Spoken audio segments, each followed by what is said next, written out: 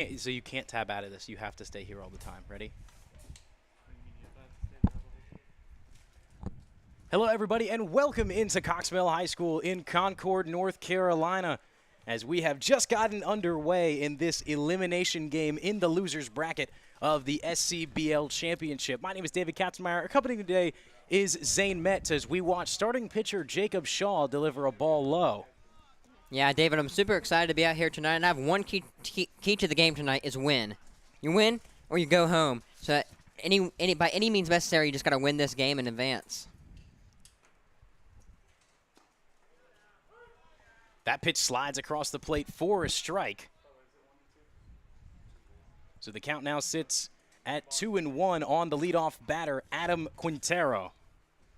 Shaw delivers on the 2-1. Another nice breaking pitch as he's got that slider working early, and the count evens up at 2-2.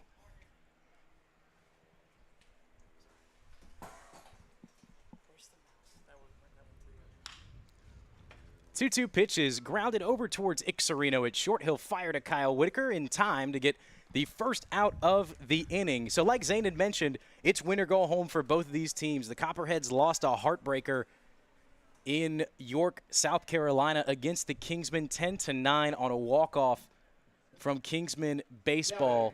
And the Vipers lost to the A's last night after leading early. So both these squads squaring off in the first round of the losers bracket. So Shaw, with the first out away, will face the new batter, Cole Williams, as he fouls that one down the first base line. Yeah, Williams was a new addition to this Vipers squad, joined the team on July 21st, been a great addition from Ohio University with a .333 average. Only 6 ABs, but trying to make a big impact here in the playoffs. Out of Ohio University, huh? Yeah. Next pitch is skied into the air, a very high pop-up. Shading back is the second baseman, Andy Schultz. However, coming in to make the play will be Wilson Lohr out and right. Andy Schultz playing out of position here as the Copperheads, only 11 men listed on this roster, as it's just the nature of summer ball, and there's been some unfortunate timing events for some players as well as some guys having to get back to school. Now batting the third baseman, number 17, Joe Haney. However, rocking with 11 guys here are the Lake Norman Copperheads as the third baseman, Joe Haney, steps in with 2 away. Yeah, one thing I'm interested with Andy Schultz playing over second base, not his natural position. When the Copperheads land the game after turn 2 or ground balls to Andy Schultz in big positions, if he can make those plays, that's going to help out his pitchers so much in this game. Yeah, lining the infield for the Copperheads down at the hot corner is Luke Wood. Ixarino stands in at second. Andy Schultz at second. And Kyle Whitaker over at first. This one lined out towards the center fielder, Ivan Zambrano. He's got it, and Shaw sits him down. 1-2-3 in the top of the first. We'll be right back to see if the Copperheads can get on the board early here, as we will join you in just a second from Coxmill High School.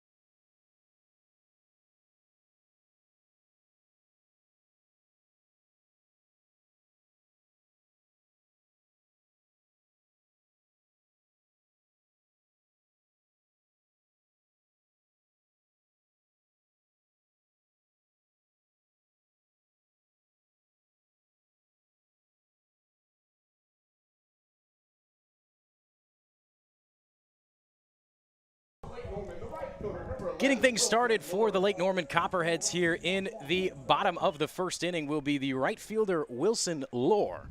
Due up in the inning will be the first baseman Kyle Whitaker, who currently stands on deck, and the shortstop Ixarino sitting in the hole behind him. Starting on the mound will be Aaron Diaz for the Vipers, as the first pitch he delivers misses high and away.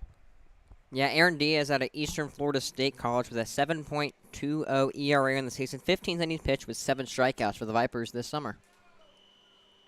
Second pitch home is grounded over towards the second baseman, Nathan Small. He'll flip over to first, and Caleb Freeman will make the snag for out number 1. Yeah, what's up? Was it 1-0 before the ground out the second? Yes. All right. So stepping in will be Kyle Whitaker, one of the guys who competed on Sunday in the SCBL Home Run Derby. If you have not checked that out, the full live stream is available on the SCBL Baseball channel, and it is absolutely worth the watch. It was a thriller out at Moore Park, as Whitaker was one of the final 4. And we'll have a quick time here, a little bit of message relaying between our umpires before Whitaker steps in. Yeah, super excited. You know, we could broadcast that on Sunday night. It was a great show. A lot of people out there at Moore Park, and it was a great event. Whitaker sticks the bat out there, grounded over towards the shortstop, Ben Hodge, and that ball goes over the head of Caleb Freeman. Whitaker was talking to him before the game about that bat he's pretty much used all season. He said there was a small crack in it to begin this game, and it looked like that might have just shattered it right there. However, because of the shatter, it was a slow ground ball, a very hard play for the shortstop, and that results in the overthrow. So Kyle Whitaker stands over on first base. He'll be the first base runner for either side tonight, and that now leads things up for the shortstop, Ixarino. Yeah, right there from Kyle Whitaker, just kind of poked the bat out, and good things happen sometimes when you get contact on the baseball.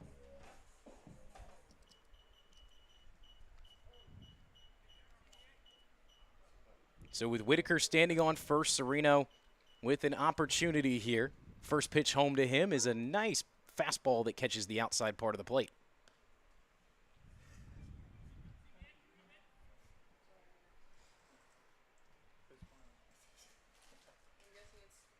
Quick check back over to Kyle Whitaker. Not too big of a lead down there at first. Pitch home, swung on and missed. Very similar location. Serino saw it well the first time, watched it go by, thought he'd give chase on this one. Can't make any contact, so now quickly 0-2.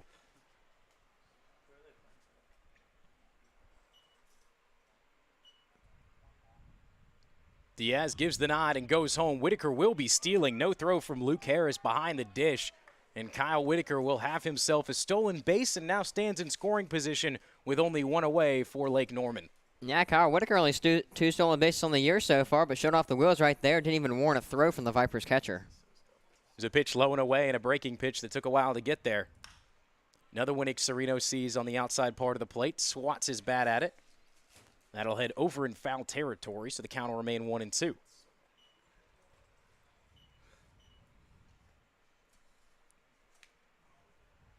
So the starting infield for the Vipers goes as follows. Sitting on the hot corner is number 17, Joe Haney. Ben Hodge lines things in the shortstop hole. The second baseman, number 4, Nathan Small, holding Kyle Whitaker on. And the first baseman, Caleb Freeman, down at first. And a diving play from Nathan Small. What a fantastic play, and what a heads-up decision to flip it over to second and get the double play. It's been the plague of the Copperheads all year, and another one comes to end the inning in the bottom of the first. The Vipers have the momentum as we head to the top of the second. We'll see what they can do when we come back from Cox Mill High School.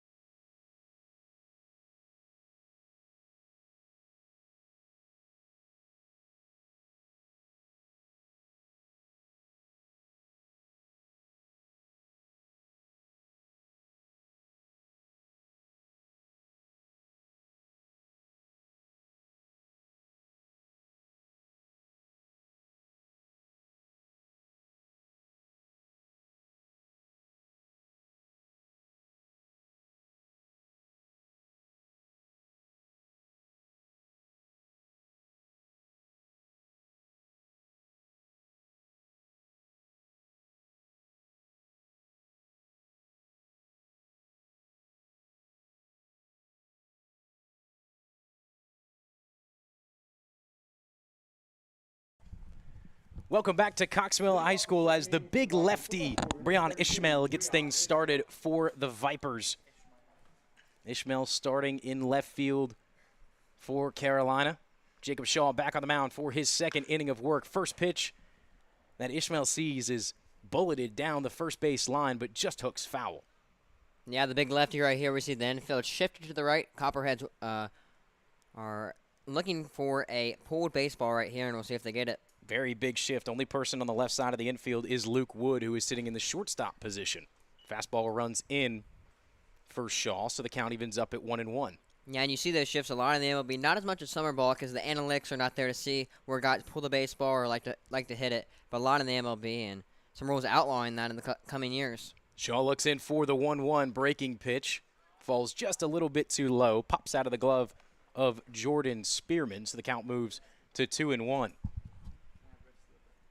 Standing out in left, getting the start today for the Copperheads is number 29, Zach Will. Ivan Zambrano stands out in center, and Wilson Lohr getting the start out in right, as that one slides just a bit too far outside. Count 3-1. Yeah, Zach Will, another one of those guys that's not playing his natural position tonight. We'll see how he fares in left field for the Copperheads. Good hitters count here for the big man Ishmael.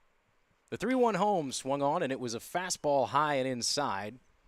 Caught him on the handle. He was there in time, but almost a little bit too early, and now the count runs full.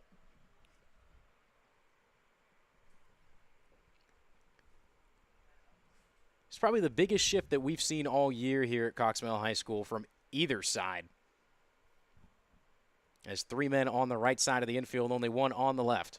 The payoff pitch home, down and away. It'll be the first walk given up by Jacob Shaw, and it'll be the first base runner for the Vipers of the night. So a leadoff walk to get things started in the top of the second draws up the first baseman, Caleb Freeman. Freeman getting the start at first base tonight, had that leaping effort to try and get the high throw from his shortstop, Ben Hodge. First pitch home to him is down low. Shaw showing some frustration, smacking his cleats in the dirt. A little bit of a sandstorm there on the mound. Trying to find his location now, working out of the stretch for the first time tonight. Freeman, a big presence in that batter's box. The delivery home. And it looks like, I can't tell if that caught it on the knob of the bat or if that missed him. I think they ruled it a foul ball, so it must have hit it off the knob. I'm thinking it was because it deflected off something, but it didn't look like it hit him. Yeah.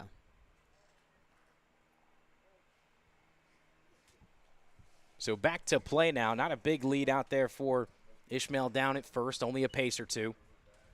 Shaw delivers home, swing and a miss on an off-speed. As Freeman was sitting fastball, and Shaw gets him on the slider low and away. That was a really good slider from Shaw right there. That's the best one that we've seen all day. So ahead in the count now, 1-2. Runner standing over on first base, infield back, shaded normally. Throw back over to first. Shaw wanting to make sure that with the 1-2 count, Ishmael's not going anywhere.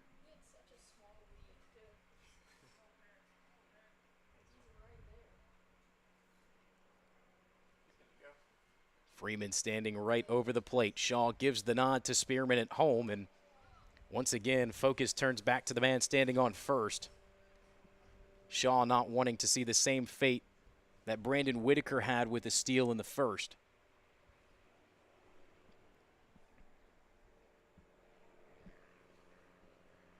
So we'll center to home, and that's going to be a balk. So runner will advance to second either way. So a runner in scoring position for the Vipers with no outs here in the top of the second. Count now up to 2-2 on the ball low and away. Yeah, the moving question there from Jacob Shaw is if he came completely set. He was worried about the Whitaker, with the runner over there at first base and didn't come set, and that results in a balk. So excuse me, we'll try the 1-2 once again. That one's going to be low and away. Spearman diving out of the way to make sure it's blocked up. And on that ball, sneaking out of the batter's boxes. Ishmael will range over to third. So now a runner standing 90 feet away for the Vipers. Got my baseball rules mixed up there a little bit. Yeah. We're all good, though. Back at it. Yeah. Now the count sits 2-2. Delivery home to Freeman. Another one low. Good job by Spearman to collect that. And so now the count runs full. And one thing to look at is that infield is shaded in, especially Kyle Whitaker over there at first base. Everybody's shaded in watching the bunt here. Ixarino standing just off the infield grass. Kyle Whitaker with his toes on it. The 3-2. Swung on and fouled off at a fastball high in the zone. As we have a little race here behind the dish. See who's going to get to it first.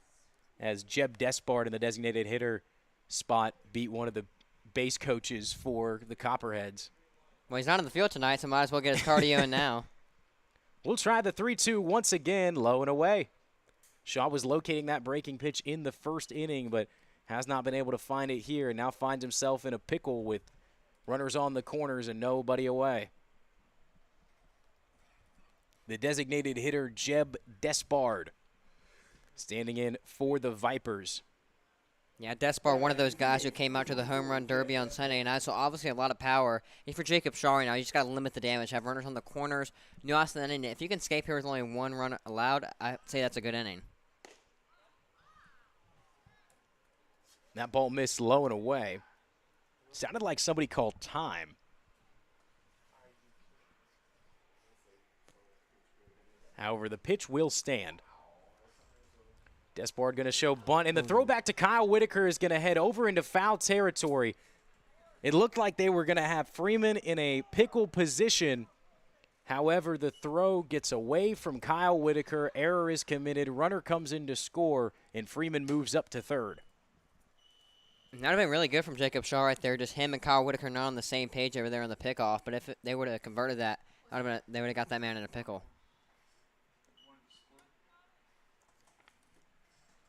So Despard now with one in. The Vipers lead it 1-0 and has a chance to do more damage with a runner standing 90 feet away.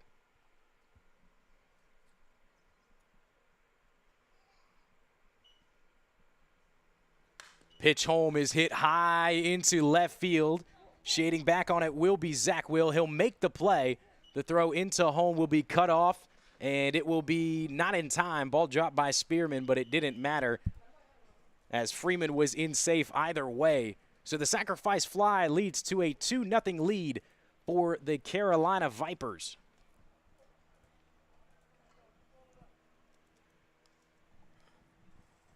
Yeah, now if you're the Copperheads, you're down early, you got to fight back in this game. And hopefully if you get out of this inning, keep it at 2 and then go back with 3 full outs in the bottom of the second, make something work there. The shortstop, Ben Hodge, now digs in with the bases cleared. Only one away in the inning. So Shaw having a chance to reset. Swung on and missed as he was just a little bit ahead of the breaking pitch.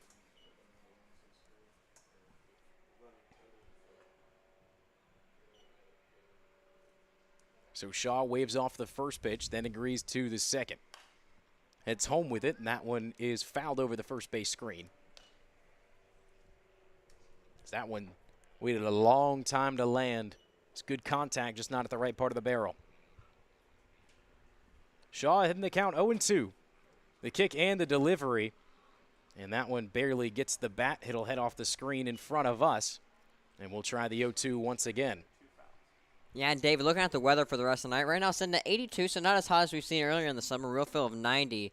And then about the end of the game is going to get down to 80, so not much change throughout the night, but the real feel would definitely go down. The 0-2 trying to get a breaking pitch to slide in on the inside part of the plate. However, that one misses a bit too high. So 1 ball and 2 strikes now on the shortstop, Ben Hodge. Delivery home, and that one's a fastball high that's going to be blooped out into left center. Coming over on to scoop it up is Ivan Zambrano. So Ben Hodge has himself a base hit, and the Vipers looking to do more damage here in the top of the second. It'll be the first hit of the night for either squad. as it was good piece of hitting from Hodge. Had to go up in the zone to get that fastball, almost plucked it from chest high. But it ended in a good result. So now Shaw back with a runner on the base pass, only one away for the catcher, Luke Harris. First one Harris sees is popped up down the first base line. It'll drift over into foul territory, and no one can get there in time. So a long, loud strike as the count sits 0-1. Yeah, Luke Harris, the man out of Limestone College. Not a great average with 176, but has those 2 home runs and 7 RBIs. So when he gets hits, they're big hits. And here's another opportunity to add to the Vipers' advantage right here.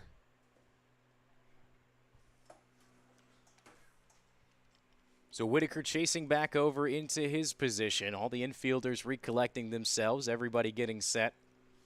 As Shaw now looks in, working out of the stretch. Fires back over to first. Trying to limit the damage that's already been done, making sure Hodge isn't going anywhere.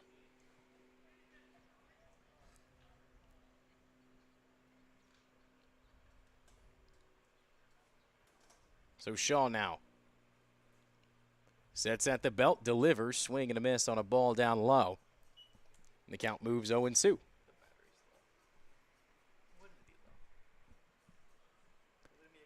So one out here in the top of the second. The Vipers have already struck here with 2 runs. As Jacob Shaw looking to work out of this inning. The 0-2 runs high on a fastball. So Shaw trying to find a way to get Luke Harris to chase. Wouldn't be surprised if he goes back with the breaking pitch low and away. The 1-2. Swing and a miss. Ball down in the dirt. And so Shaw gets his first K of the night and records the second out of the inning. So things become just a little bit easier here for Jacob Shaw as he now faces the 9-hole hitter Nathan Small.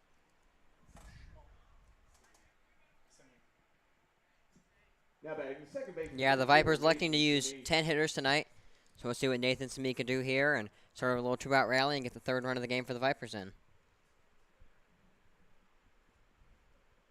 So Small waving the bat around as he waits for the first pitch from Shaw.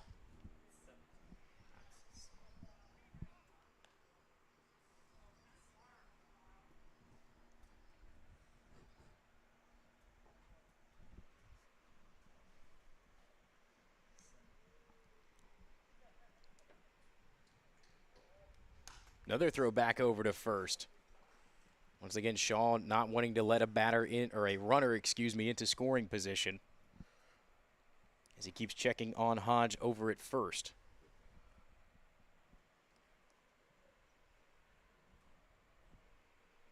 Next pitch home to Samai is high and away.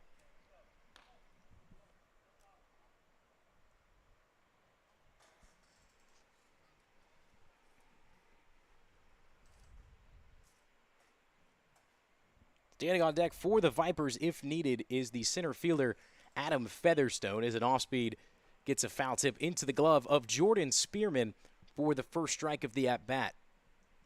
So sticks on the scoreboard here. Vipers have already struck with 2 in the top of the second.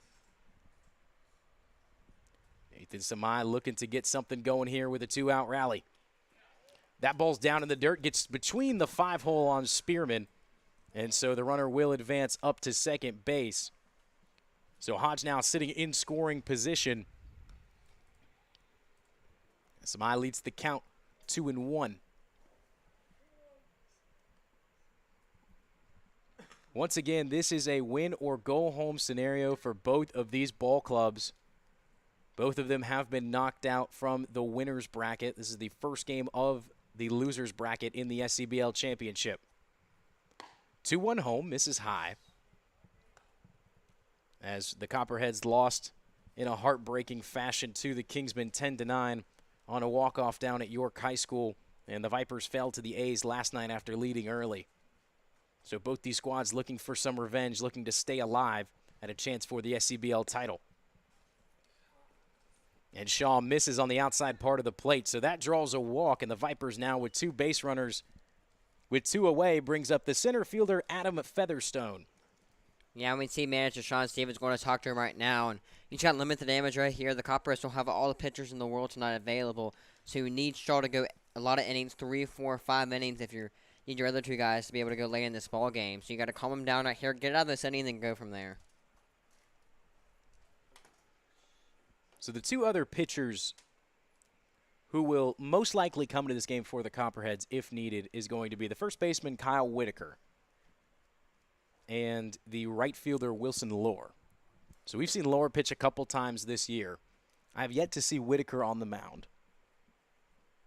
Well, if I remember right, Whitaker has some really good stats on the mound so far this year. Yeah, Whitaker so far this year, 1.1 innings pitched, 3 strikeouts, and a 0.00 ERA, and only 1 hit allowed in those 4 outs.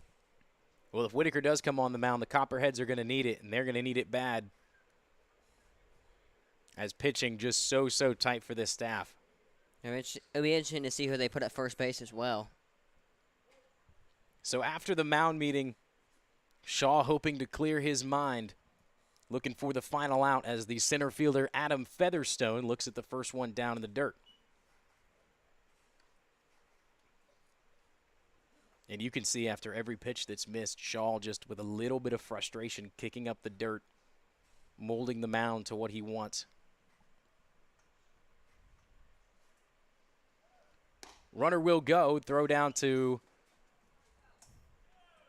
third will not be in time. There was some hesitation between Spearman and the runner, Nathan Samai, as he almost hesitated on the base pass. Spearman never threw down as it was a delayed steal from first. However, both runners move up. Now the Vipers, 2 men in scoring position. Featherstone in a big spot here. The 2-0 home. Catches the outside part of the plate. Got to feel good for Shaw to have one cross and get a call. Spearman laying down the signs. Shaw, all of his attention focused home. The 2-1. Swung on and missed. Featherstone out in front of the off-speed, and now the count evens up at 2-2.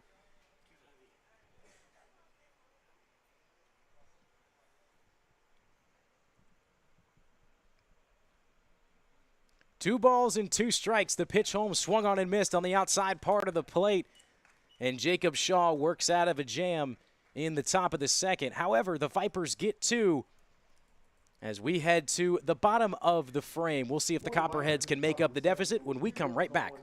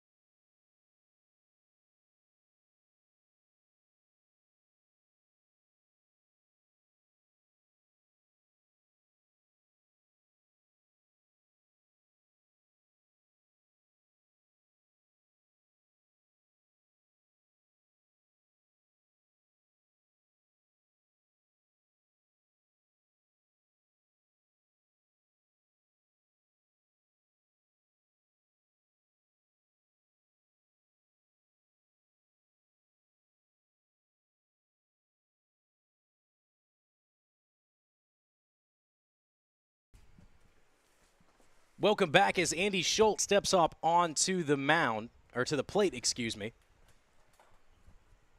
First Pitch that Schultz sees go by was for a ball. That one was a called strike, so now sitting 1-1. Getting our camera situation settled here after a battery change in a quick half inning. 1-1 home. Schultz sits on, and it's down in the dirt, blocked up by Luke Harris.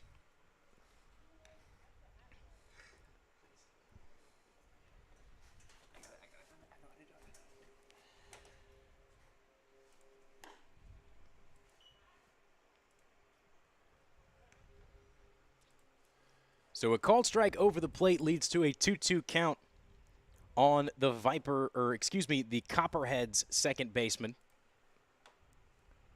2-2 home on Schultz is low and away.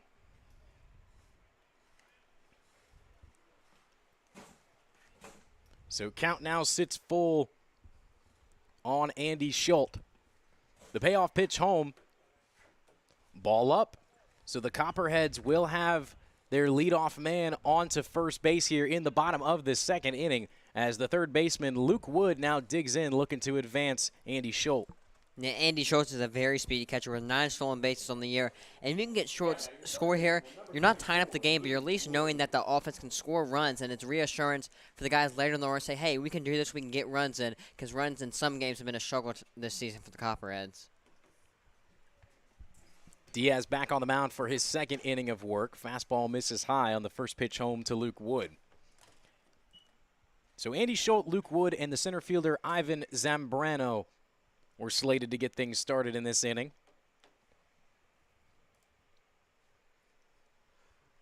As Diaz fires the 1-0 home. This one's going to be a high pop-up out in center field off the bat of Wood. Trailing over and making the play is the center fielder Adam Featherstone. He had a lot of ground to cover as that ball was hit nicely into the gap. However, with all of the height under it, gave Featherstone the time to track it down and make the play. So with 1 away and 1 on, Ivan Zambrano digs in for Lake Norman. Yeah, and Zambrano has to be one of the hottest hitters in the SCBL right now. Right now, coming off that SCBL home run derby win at Moore Park on Sunday night, as he was blown off the cover of the baseballs at Moore Park, and hopefully he can carry it over here to this playoff game. First pitch out of the hand of Diaz is way outside. Swung Luke Harris out of his stance. Good job to even get a glove on that. Stop it from heading to the backstop. Andy Schultz, a threat on the base pass. Not too big of a lead right now.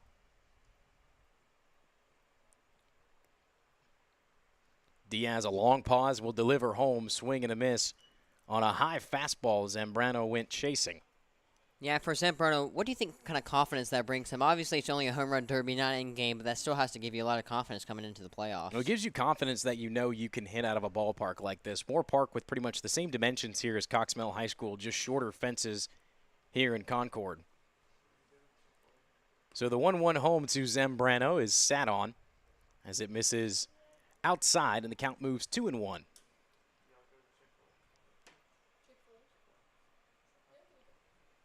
Still no throw down to Schultz standing over it first. Very small lead, and as I say that, that's a throw over to Caleb Freeman. Ball gets away from him. Schultz going to round second, digging hard for 3. And Schultz will be held at third, standing up. So the Copperheads have their first run standing 90 feet away. So Zambrano sitting with a 2-1 count. Adds on the pressure just a little bit more. And even when Andy Schultz is not stealing backs, he's still throwing the base pass. You see it right there. And made the pitcher throw over, and that made the mistake. And he's now in scoring position. A deep fly ball from Zambrano is going to get the Copperheads their first run of the game. 2-1 home is a called strike on the outside part of the plate. Very nice location from Aaron Diaz to go ahead and even up the count. So Zambrano now steps back in. No strikes to work with as Schultz stands 90 feet away.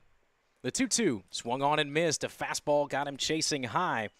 And Diaz has his first K of the night. And with 2 away, it'll come down to the left fielder, Zach Will, to try and bring Schultz home.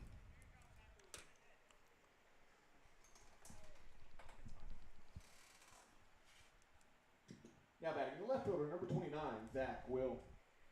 And after the Copperheads, you have to feel like it's crucial to get a run here. Obviously, still very early in the ballgame, just to get that confidence and just get one back early Especially with a runner on third with only a 1 out in the inning, a run here would be crucial for Lake Norman.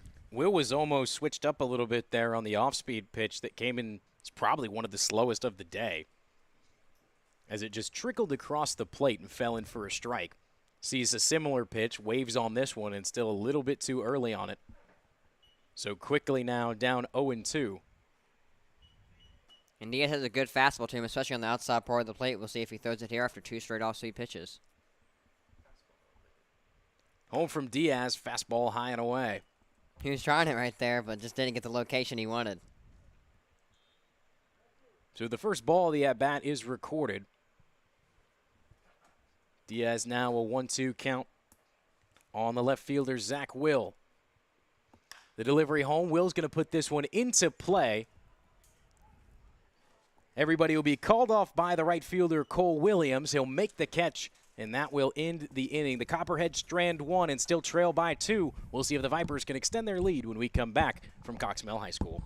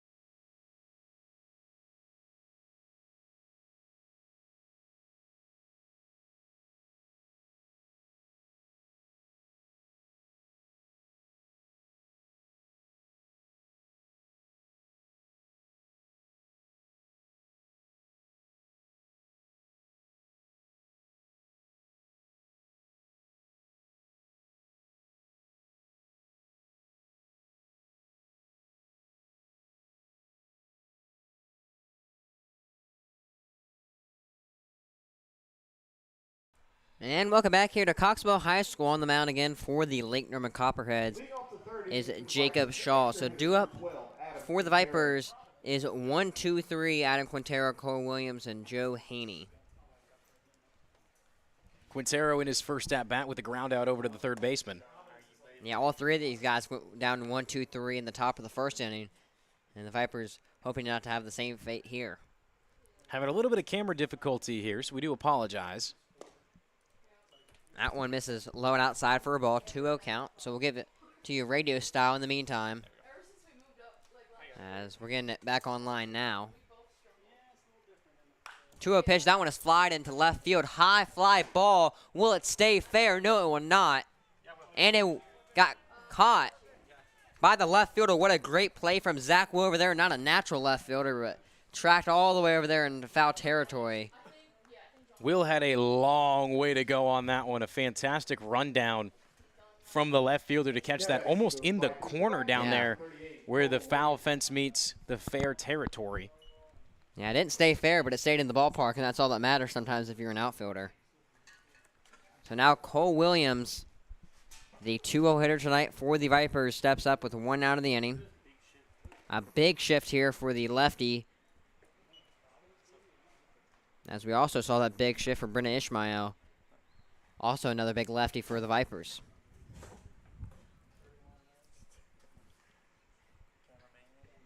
One 0-1 to Williams, as that one is fouled off, and 2 pitches and 2 strikes for Shaw.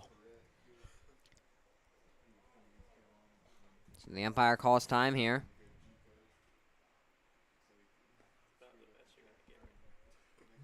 Get new baseball in play.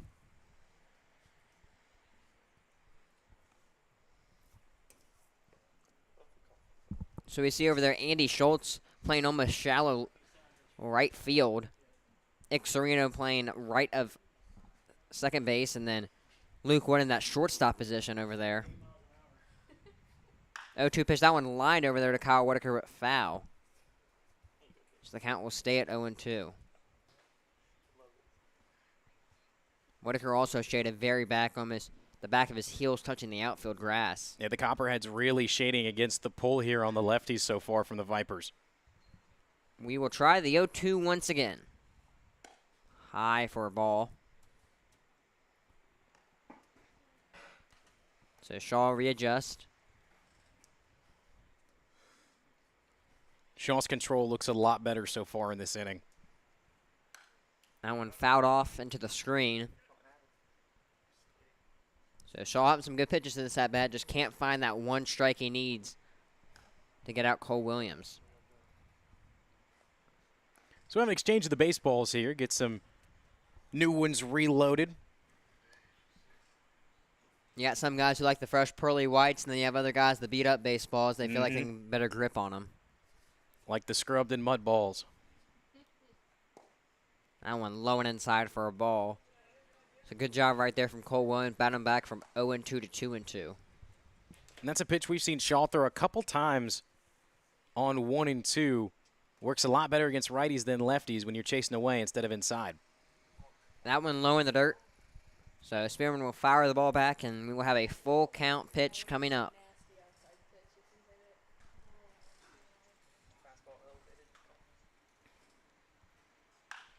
Full count pitch, ripped down the right field line. That's a second hard ground ball over there towards the first base coach.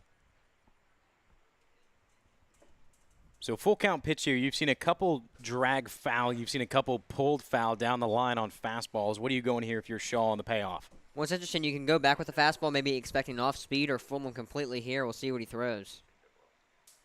And the answer is off speed, but it misses in the dirt.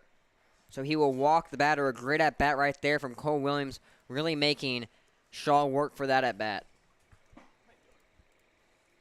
So up next is number 17, Joe Haney. Now batting the third baseman, number 17, Joe Haney.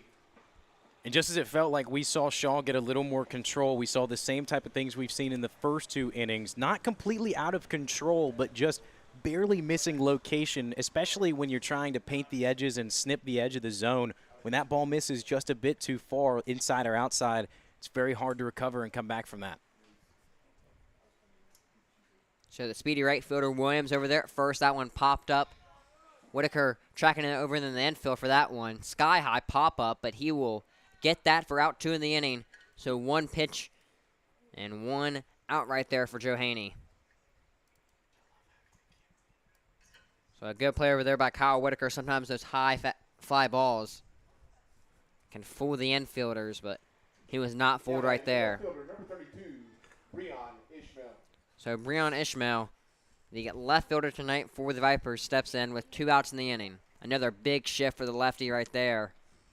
As Ixarino now on the left side of second base instead of the right side.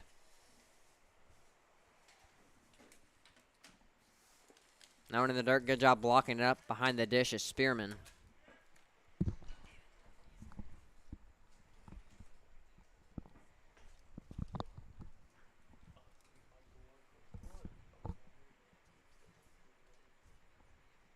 Pitch from Shaw.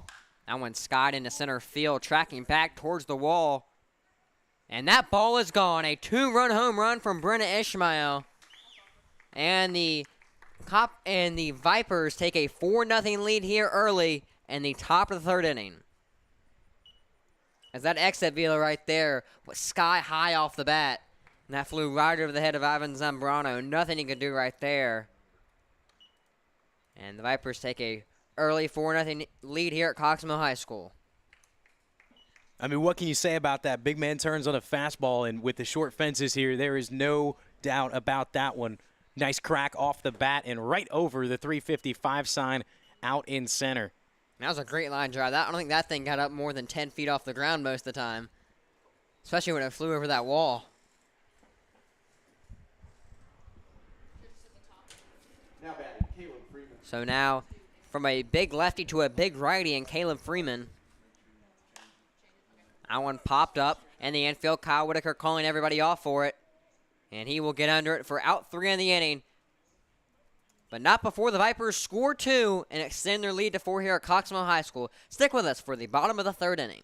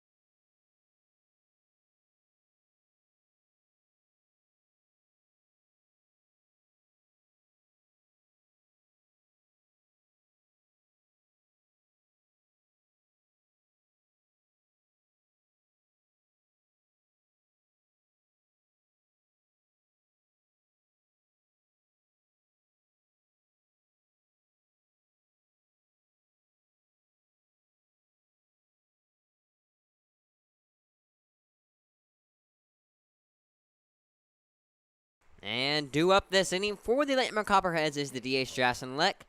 The catcher Jordan Spearman. Then we go up to the top of the order and Wilson Lohr. 25, Jackson Leck.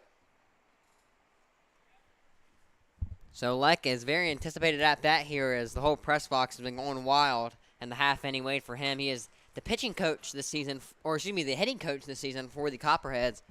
But not enough bodies, and he's still eligible to play college baseball, so they threw him out there and see what could happen. With only 11 guys on the roster and a couple of those being pitchers, I mean, if you can use him, you might as well see what he can do with the bat in his hands in the 8-hole.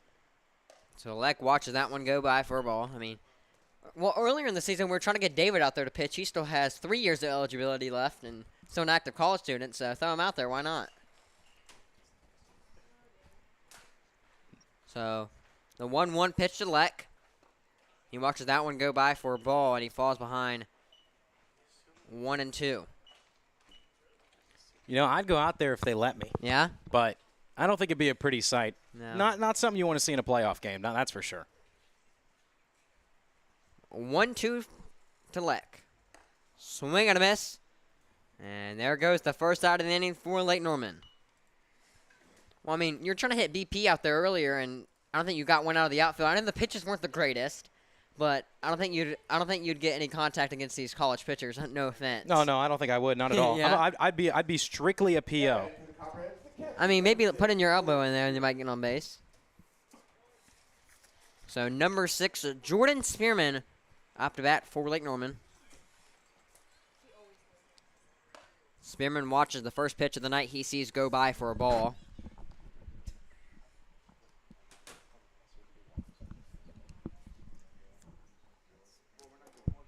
1-0 to Spearman. That one over there, hot corner play from the Vipers' third base, but those over there, Caleb Freeman for out 2. A great play right there from Joe Haney as he was shaded in and watching the bunt. And that was an absolute bullet right there from Jordan Spearman, but he corralled it and tossed it over the infield for out 2. So back to the top of the order for the Lake Norman Copperheads as Wilson Lohr digs in from the left side. Yeah, Lohr, the first time he was up, grounded out, trying not to have the same fate here. A great backdoor slider right there from Aaron Diaz for strike 1. And that's probably the prettiest off-speed pitch we've seen all day right there. 0-1 from Diaz. Another off-speed pitch, and that will go for a strike as well. So Lord falls down early in this count, 0-2.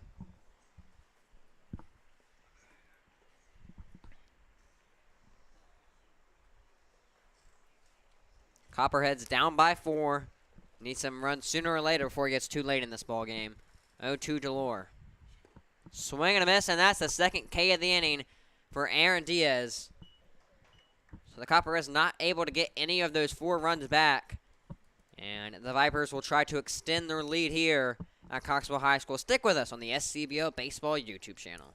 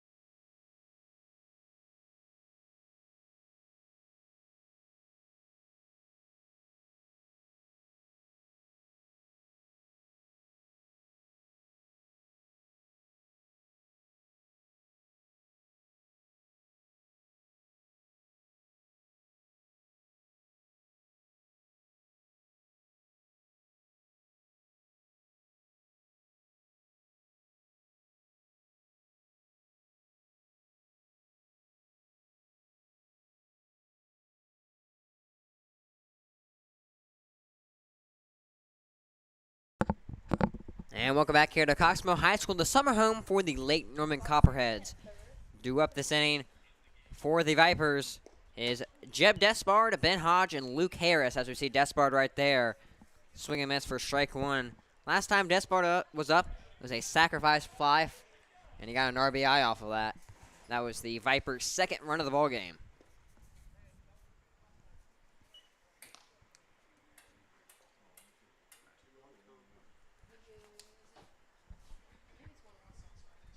One to Despard. That one lined over there to the Copperhead second baseman. Tosses over there to Kyle Whitaker, and that'll be out 1 in the inning. So the Andy Schultz to Kyle Whitaker connection for the first time tonight meets up. And the Copperheads have 1 down in the inning. So now the shortstop, Ben Hodge, up to the plate with no runners on. Number 30, Ben Hodge. Hodge had a single last time up, but wasn't able to score after the Luke Harris K.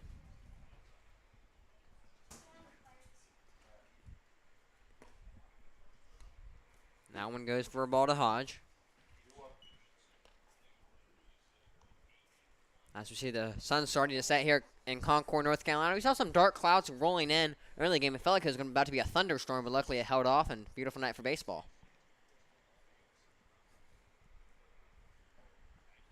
One to Hodge. Good pitch right there. The count evens up at 1-1.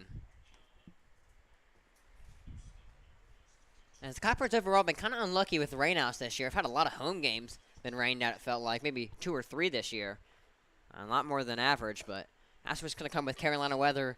The thunderstorms, especially afternoon thunderstorms that roll through here, can ruin the baseball field sometimes. Just the amount of rain that comes down in a 15, 20-minute time span.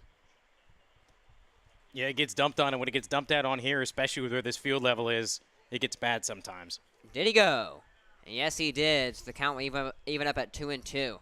And yeah, the thing is, you know, if that amount of rain was spaced out over an hour time span, we're probably still playing baseball at 7 p.m. if it's raining at 4 or 5. But if it's coming down in 15, 20 minutes, it's coming down an inch and a half in this short time frame. It's just going to ruin the field. Nothing you can do if you're the grounds crew. Swing and a miss right there from Hodge for out 2 in the inning. So it'll be all up to Luke Harris to start a 2-out rally for the Vipers. And we've seen Jacob Shaw slowly progress with his pitch location, get closer and closer to the zone. His misses have been getting a lot better, and this is really the amalgamation of what has come from these past 3 innings. He's really feeling it right now. Shaw feeling it right there as the first pitch of the AB goes by for a striking. He's only had that one miss resulting in a 2-run home run. Just let the fastball go right down the middle. But other than that, he's been painting the corners tonight as he painted that low fastball right there and jumps up in this count very early, 0-2. 0-2 from Shaw. That one misses high and outside for a ball. You could tell they like that pitch. They like that location. Maybe wanting it a little more inside, but the encouragement from Jordan Spearman behind the plate. And whatever Spearman called right there, it worked, as that will be strike 3 and out 3. So Jacob Shaw mowing through the Carolina Vipers in that inning. But the lead stays at 4. So it'll be up to that Copperheads batting order to chew into that lead. Stick with us here at Coxmo High School on the SCBL Baseball YouTube.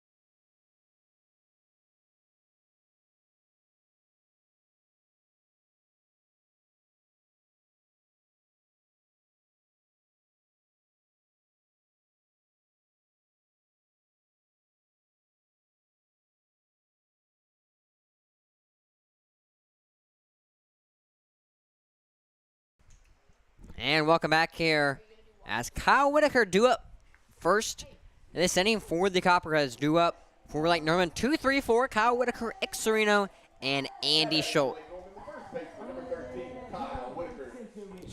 Biggest opportunity with this heart of the order in as getting to see Diaz for the second time around tonight.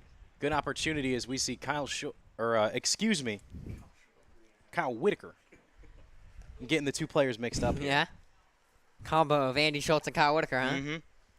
That'd be a dangerous combo. The speed of Schultz and the eye of Schultz and the power with Whitaker. That'd be a great baseball player. Whitaker swings through that off-speed pitch. A great pitch right there from Diaz. Now, we feel like a broken record here. When Whitaker gets down in the count, a lot of Ks. But when he gets up in the count, good job getting on base. But here, down in the count 0-2, we'll see what he can work out of this bad situation. That one popped up down the right field line. Will that ball stay in play? It will not. So Whitaker will track back to the batter's box as he will have another lifeline here.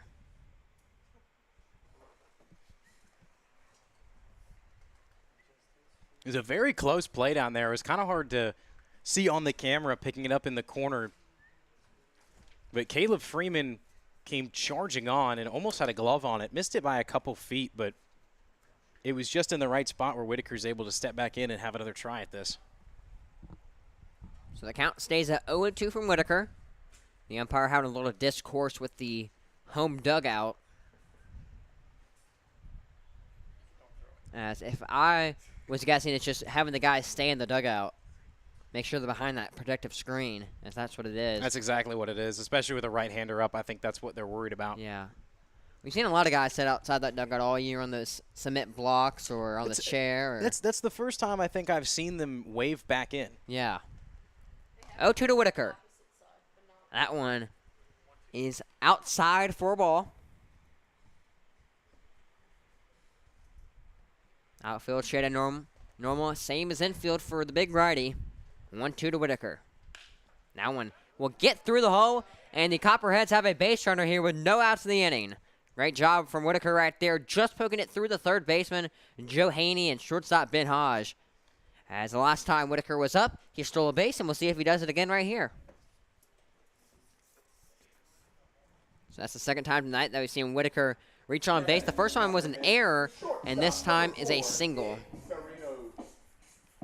So the shortstop, Ixarino, is up. The last time he was up, it was a line drive, a great diving play from Nathan Sami over there at second base, and then Sami threw it over to his shortstop for the second out in that double play. And that was an unfortunate turn of events for the Copperheads to end that bottom of the first, as they looked like they had something going there with Whitaker on second base and only one out in the inning, but that double play from Ixarino ruined their chances. Whitaker over there at first, Freeman holding him on. That one misses for a ball, so Ixarino in a good hitter's count here, 2-0, excuse me. Lights are fired on here at Cox Mill High School as the sun starts to drift behind the school on the hill to our left. So the only sun still on the field or in the area of play is on the right field foul pole, so it's going to get dark quickly here at Cox Mill. Nick Serino watches that one go by, so 3 pitches and 3 balls to Serino. Hasn't had to take the bat off his shoulder yet. We'll see if he keeps on his shoulder here for ball 4. Well, it's interesting seeing the different approach second time through the order for Diaz here. He pounded it home to Kyle Whitaker, now almost trying to dance around the zone to more of a contact hitter in Serino. So far hasn't been able to locate. He locates on that pitch right there for strike 1. Yeah, and you could see Serino load up. He wanted that, but at the same time, knowing it's 3-0, wanting to see if he can find a better pitch on 3-1 or see if he can miss outside and find an easier way on. So we'll see if that decision not to swing is a good one. Here comes the 3-1. Serino decides to swing right there, but fouls it off over the screen, so the count will run full. Same exact pitch, same exact location. Fastball upper middle part of the strike zone. Serino just a little bit late on it. Very possible he could have been sitting the changeup that we've seen Diaz throw a good bit tonight. Looming on deck for Lake Norman, the also dangerous Andy Schultz. So if you walk Serino, you're in a bad situation if you're Diaz. Full count to Serino. Whitaker going. That ball will be called ball 4. So the still attempt from Whitaker not needed as his teammate Serino jogs over there to first. And this is the best opportunity for the Copperheads to get runs on the board all night, as they have the meat of the order due up 4, 5, 6 still. As number 4 in the order, Andy Schultz, the second baseman here, with 2 runners on. Last time Schultz was up, he drew himself to a walk. And David, how good is Andy Schultz drawing walks this season? And another walk right here would load the bases. He's been phenomenal at it. He's got a great eye at the plate. The one plague that he's seen so far this year that I've noticed has really been the breaking pitches, especially sliding on the inside part. So that's the one thing to watch here from Diaz. 1-0 to Schultz. That one lined in the center field. Tracking back is the Vipers center fielder. Will that get over his head? It will. One runner rounding second. Another one rounding third. Ixarino, will he go home? No, he will not, as manager Sean Stevens hold him up. But that would be an RBI double for Andy Schultz as Kyle Whitaker scores. And that'll be the first run of the ball game for Lake Norman. So Andy Schultz got up in the count early, saw a pitch he liked, drove it in center field, and no chance for Adam Featherstone to catch that, as that he had to run to the wall. But a good job firing it in before Ixarino scored. And just as we had kind of talked about, Schultz turned on a fastball that he liked. It was up and over the zone and was just able to make good contact with it. As that ball almost got up and over the coping, hit the bottom side of the yellow border around the fence. That one grounded down the third baseline. He will not be able to field it. One runner will score for the Copperheads as we have a 2-4 ball game here now. As that will be an RBI single for the third baseman, Luke Wood. As actually an RBI double as he will advance over there to second base. As he strolled his way over there, nobody looking at him. Too worried about the runner at third, that being Andy Schultz. Well, and that's a tough play down at third base because you need to charge that baseball, not trying to let the run come home and score. So you're trying to think a few different things at the same time. I know we've used the analogy before, but it's like running without catching the football if you're a receiver, right? Got to corral it and then be able to make the play. But if you don't have the ball, can't do anything about it. And that's just where trying to be speedy and trying to be quick just catches you up a little bit. I mean, it's a mistake that everybody makes. It's a mistake major leaguers make. No matter how good you are, it's just something about the game that it's just fundamentals that you have to go back to no matter the dire situation. Yeah, for Joe Haney, that was a really bad hop. Almost bounced over his head, but just couldn't get it, before it went over his head. And that results in a run. So now up for Lake Norman, the SCBL Home Run Derby champion, Ivan Zambrano here to add to his RBI tally and maybe even his home run tally, as a home run here would take the lead for Lake Norman. Zambrano fouls that one off to the screen as that pitch looked like something that he could drive right there. Corners in for the Vipers as we see both Joe Haney at third and the first baseman for Carolina, Caleb Freeman, watching the bunt from Zambrano. That one sneaks into the inside portion of the plate for strike two. That's so hard to see on the camera, but that had some wicked movement at the end, almost as it kind of disappears behind the umpire. That ball moved a couple inches to catch the inside part of the zone. Very nice pitch from Diaz. Diaz fires that one. Just can't sneak into the strike zone. Now, we've seen Diaz with those fastballs on the outside part of the plate, some of them just ringing out the batters. As it almost has kind of a slider action coming out of that righty. Just not the movement that you see out of a slider, but definitely can get over there to the outside portion of the plate very quickly. Zambrano lines that into right field. Will that ball drop? Yes, it will. One run will score for the Copperheads as Andy Schultz strolls across the plate and Luke Wood would advance to third. So that is an RBI single for Ivan Zambrano. Great piece of hitting there. Goes to get a ball down and away. Sneaks one just over the head of the first baseman to fall right there in no man's land. And, I mean, fantastic job just to get contact even. But to have that ball fall, an even better situation for the Copperheads as they now sit with runners on the corners and only a one-run deficit. Yeah, for Zambrano right there, it sneaked up on him. The hands just had to, defend. He had two strikes on him, got to defend right there, and it worked out well as it just dropped into a great place for him. So now Zach Will steps up to the plate with no outs in the inning, runners on the corners, and the tying run looming 90 feet away.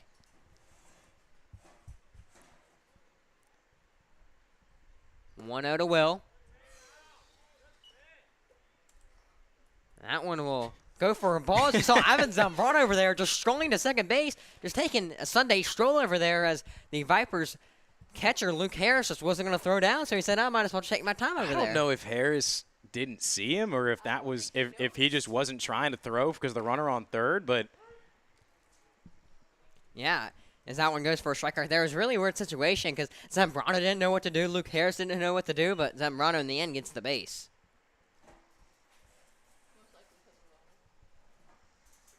Corners hit again for Carolina. 2-1 pitch from Diaz.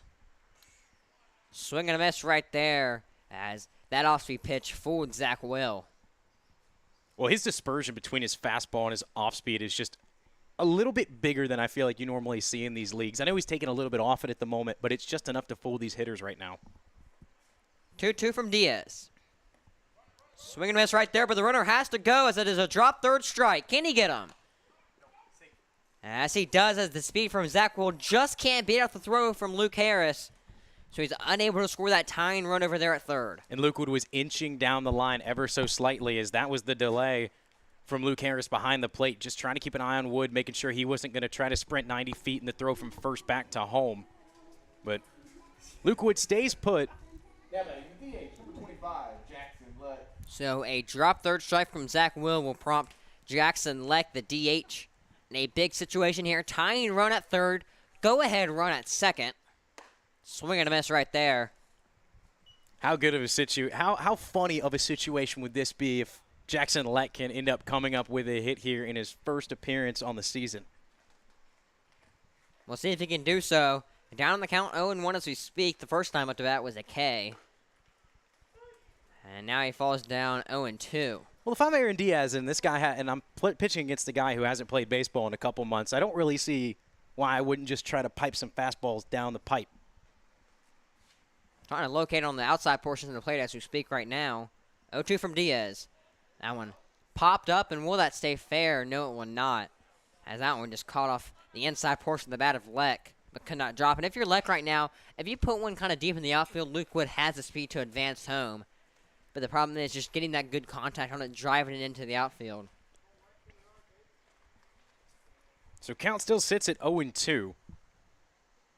Luke Wood over at third. Ivan Zambrano at second. So 2 runners in scoring position for Lake Norman. We will try the 0-2 once again from Diaz. And that is almost strike 3 looking right there from Jackson Leck, as that almost scraped the outside portion of the plate. As we've seen a lot of outside fastballs from Diaz, some missing and some not. That one barely missed. 1-2 to Leck. Fouled off in the screen as Jackson Leck is building a pretty good at-bat right here, really making Diaz work for it. Like, I know he's a college ball player and everything, but after not playing for at least 2 months, I mean, it's impressive to even be fighting in this scenario right now. Leck definitely not going down without a fight. Spearman standing on deck, so you don't want to have your catcher coming up to the plate with 2 outs in the inning, 2 runners on. But if you're Leck right here, if you can advance that run and tie up the ball game, big situation here for the man who hasn't played in a long time. Good eye from Leck right there as he's battled back from 0-2 to 2-2. And the anticipation here in the press box is mounting as I think that might be the biggest roar up here all season if he gets on base right here. I know Bubba's on the edge of his seat right now. 2-2 to Leck. In the dirt for a ball. So a big full count pitch right here. Not only for us in the press box, but also for the Copperheads. There's a walk right here. Spearman comes up to the plate. 1 out of the inning. Bases loaded. And you can tie up that ball game, advance the lead even more. Full count pitch. As that would be ball 4. What a great at-bat right there from Jackson Leck, as the man who was retired from baseball about 1 day ago steps back into the box and gets the walk.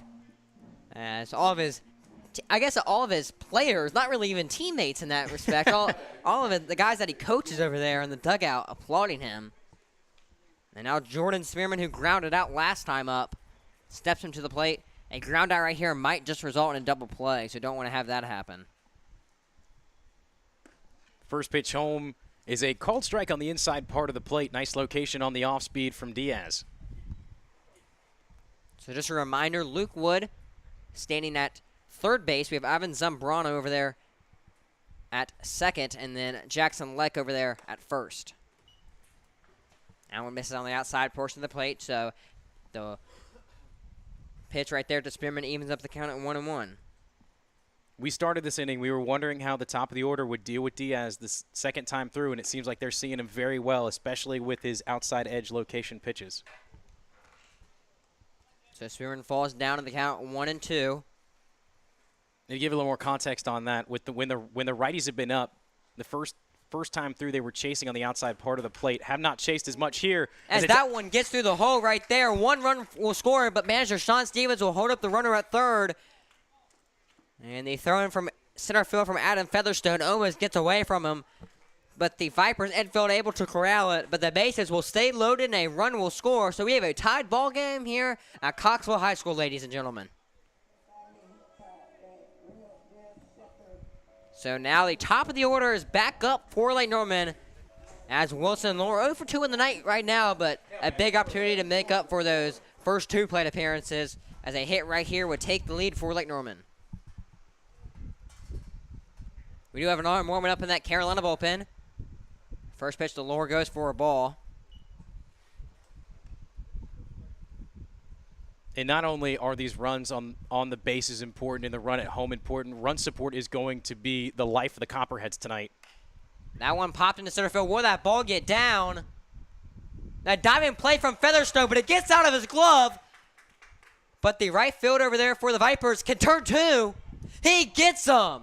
So the unfortunate play from Evan Featherstone ends up good for the Vipers, not before a run scores, and the Copperheads take the lead. So the right fielder for the Vipers goes over there. Cole Williams picks up the scraps for Featherstone, fires it over there to Joe Haney at third. Then Haney throws it over to Samai at second.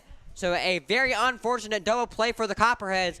They do take the lead, a 5-run inning here at Coxville High School. So we'll be back here for the top of the 5th inning after madness here in the bottom of the 4th.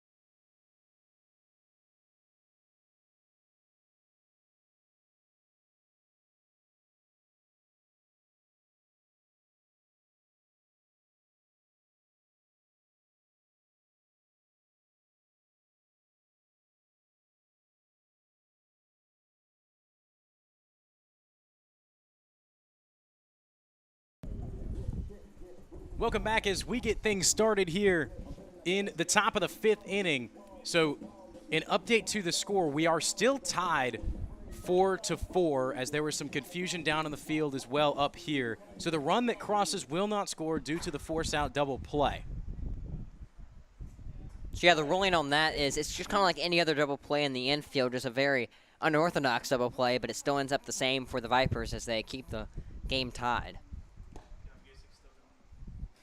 So the second baseman, Nathan Small, digs in. As Small walked in his first plate appearance, Jacob Shaw back out on the mound for the top of the frame. That ball missing just outside of the zone, so the count evens up at 1-1. Yeah, and Shaw looked so much more comfortable in that last inning. We'll see if he can carry it over here. 1-1 is a breaking pitch that slides across the knees of Samai, going for a strike. Good movement on that, and Shaw quickly to work back to the plate on the 1-2. That ball fouled off over the screen, so giving some fight here is the first batter in the top of the 5th.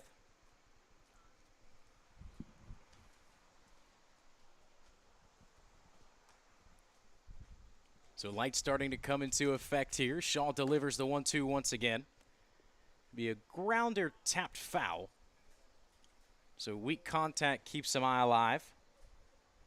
Standing on deck in the 10 hole is the center fielder Adam Featherstone. And then sitting in the hole is the leadoff batter, Adam Quintero. So an Adam on Adam here for the Vipers, huh? Adam on back-to-back Adams. Yeah. We'll try the 1-2 once again, and that ball misses high. Stands up Jordan Spearman. As now the count evens up at 2 balls and 2 strikes. That was before me. Another foul ball over the home screen. As Nathan Samai giving fight here. Count remains 2-2. Hoping to get a pretty sunset here behind center field as the cloud's already starting to turn a bit pink. That ball down and away is looped out towards right. Lohr has it for the first out of the inning. Didn't have to move too much as Wilson Lohr took 2 or 3 steps to his right and was able to make the play for out number 1. Yeah, simple play right there from Lohr, but it worked out effective as you'll take an out any way you can get it. Now batting the extra hitter, number 12, Adam Quintero.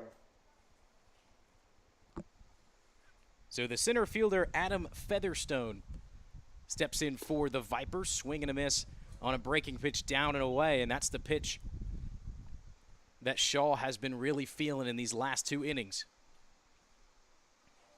The better rhythm he's in, the quicker he works as he fires back. That ball's going to be put into play, fielded by Ixarino. He'll take a couple steps before firing over to Kyle Whitaker at first, and quickly 2 away now for the Vipers. And isn't Shaw working very quick in this inning, just mowing through the batters? And if your manager, Sean Stevens, that's what you need. Limited pitching tonight. If you can get your pitcher to go very deep in this game with limited pitch count, that helps tremendously. And you got to think they're going to run Shaw as deep as they possibly can, considering the fact that this will most likely be his last appearance for the Lake Norman Copperheads, unless the inevitability were to come up that they would play either Saturday or possibly Sunday in the championship games. I think we've learned this year anything can happen. You never know. Anything can as a fastball goes down in the dirt on our new hitter, Adam Quintero. 0 for 2 on the night with a ground out and a pop-up. 1-0 home as another one misses. So we've seen when Shaw has missed tonight, it's been down low for the most part. Not too many pitches have missed up out of the hands of Jacob Shaw. He'll grab the rosin, get a grip, and work quickly back to the plate now.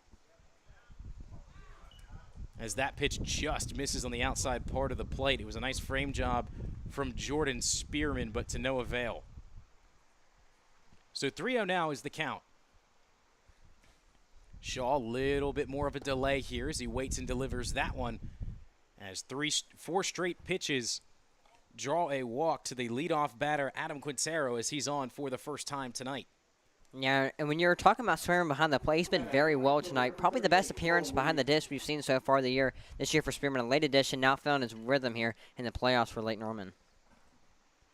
The right fielder, Cole Williams, steps in with 2 away and 1 on, as Shaw going to work out of the stretch now. Gives a couple nods before looking into Spearman, and there's that nice breaking pitch on the inside part of the plate. As he's varied it with movement tonight. That one didn't move too much, but just enough to stay inside the zone.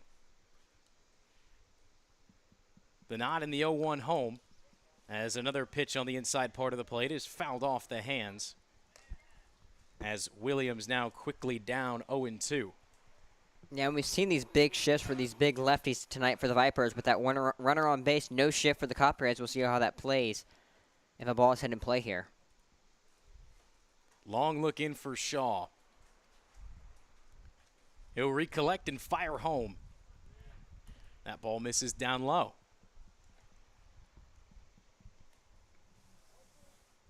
Standing on deck is the third baseman, Joe Haney. So Haney hoping to get an opportunity here in the top of the 5th. The 1-2 home. Another one down in the dirt, bounces just in front of the plate. Spearman collects it. Big lead down over at first. About a third of the way.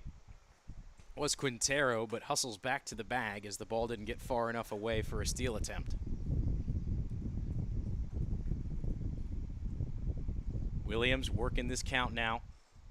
2-2, and that one is turned on a high pop-up down the right field line. Lohr looking up and making the catch in foul territory. That'll be all for the Vipers in the top of the fifth. We remain tied at 4. We'll see if the Copperheads can break the split when we come back from Cox Mill High School.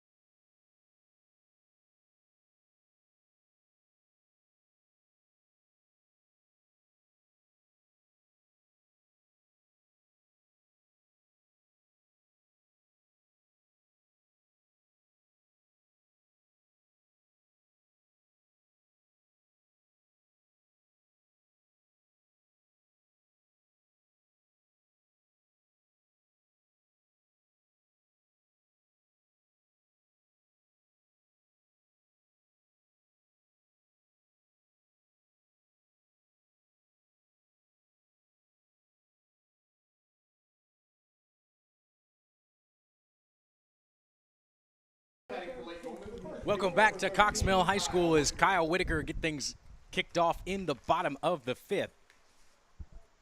Whitaker started the previous inning as the Copperheads went all the way around the order, able to score 4 runs as their inning ended on a double play. Yeah, and you talk about those 4 runs that Lake Norman scored. You have to build off that momentum, take the lead in this inning, just keep the good vibes flowing here if you're the Lake Norman offense. And Kyle Whitaker might have just done it right there. Whitaker hits it well, but not far enough out of the reach of the left fielder, Breon Ishmael.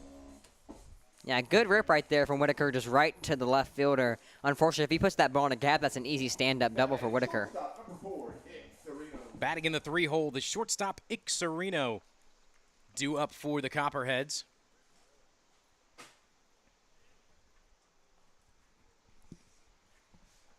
Sereno going through his routine as Diaz fires, and that one misses on the outside.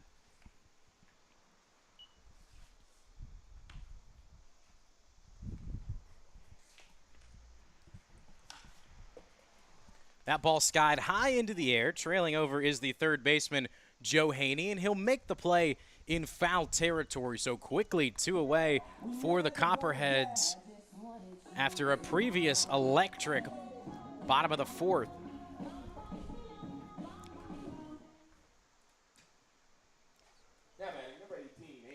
So Andy Schultz will be due up with nobody on and 2 away, trying to get something started, see if they can take the lead as a breaking pitch slides in for a strike. Schultz so far in this one, 1 for 1 with a walk. That one hit was an RBI double. Diaz delivers home and misses upstairs.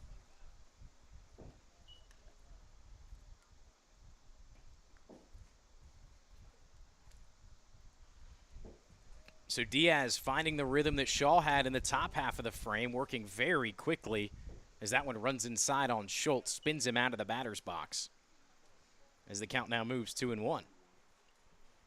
Standing on deck, if needed, is the third baseman, Luke Wood. So Diaz home with the 2-1, now moves 3-1 after back-to-back pitches miss very inside on Schultz. Both of those, Andy Schultz having to duck away from. No fear as he steps back into the batter's box. Diaz trying to work out of a 3-1 count. And that one misses low. So Andy Schultz draws his second walk of the day. And the Copperheads have a base runner with 2 away. Now we've talked about that speed from Andy Schultz. If Schultz can get over there from first to second, that gives Luke Wood a little single, and manager Sean Stevens over there at third sends Schultz home, and the Copperheads can take the lead right there. So Luke Wood 1 for 2. An RBI single in the previous inning. Looking to see if he can get something brewing with 2 away. First pitch he sees is a check swing that makes contact. It'll ripple off the net down the first base line and fall into the dugout. So no balls and 1 strike. As Wood will step back in. Schultz with a short lead off of first. Diaz a long look over, making sure he is staying put. And that pitch misses down in the dirt. So the count evens up at 1-1. Once again, if you're just joining us, this is an elimination game in the loser's bracket of the SCBL Championship. The winner will play tomorrow night, and the loser will go home for the summer. That ball ripped into left. It's going to get down into the gap. Oh, excuse me. A great play out in left. It looked like that ball was going to get down, but a fantastic play from the left fielder, Breon Ishmael, using that large wingspan to get out and grab the ball. What a fantastic play to end the inning. We will head to the top of the 6th to see if the Vipers can take the lead here from Cox Mill High School.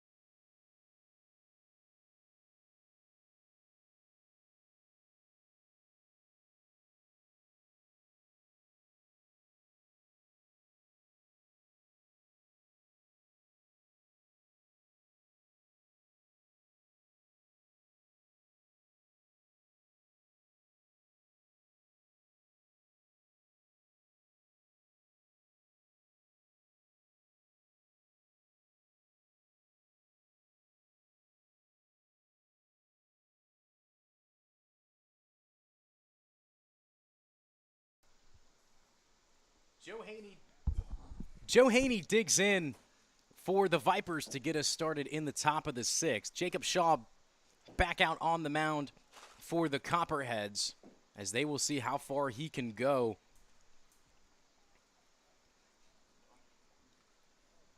Haney so far in this one, 0 for 2. As first pitch he seed is fouled off against the screen, 0-1. Standing on deck is the left fielder, Breon Ishmael, who sits 1 for 1 with that big home run back in the 3rd. Ishmael also the guy who made the fantastic play out in left, which saved a run from coming in the previous inning. So Shaw and Spearman going to have a bit of a meeting of the minds here as they'll share thoughts, getting the game plan with the heart of the order up for the Vipers. 3, 4, 5 set to hit. Joe Haney at the plate at the moment. Breon Ishmael on deck, and Caleb Freeman, the first baseman, standing in the hole.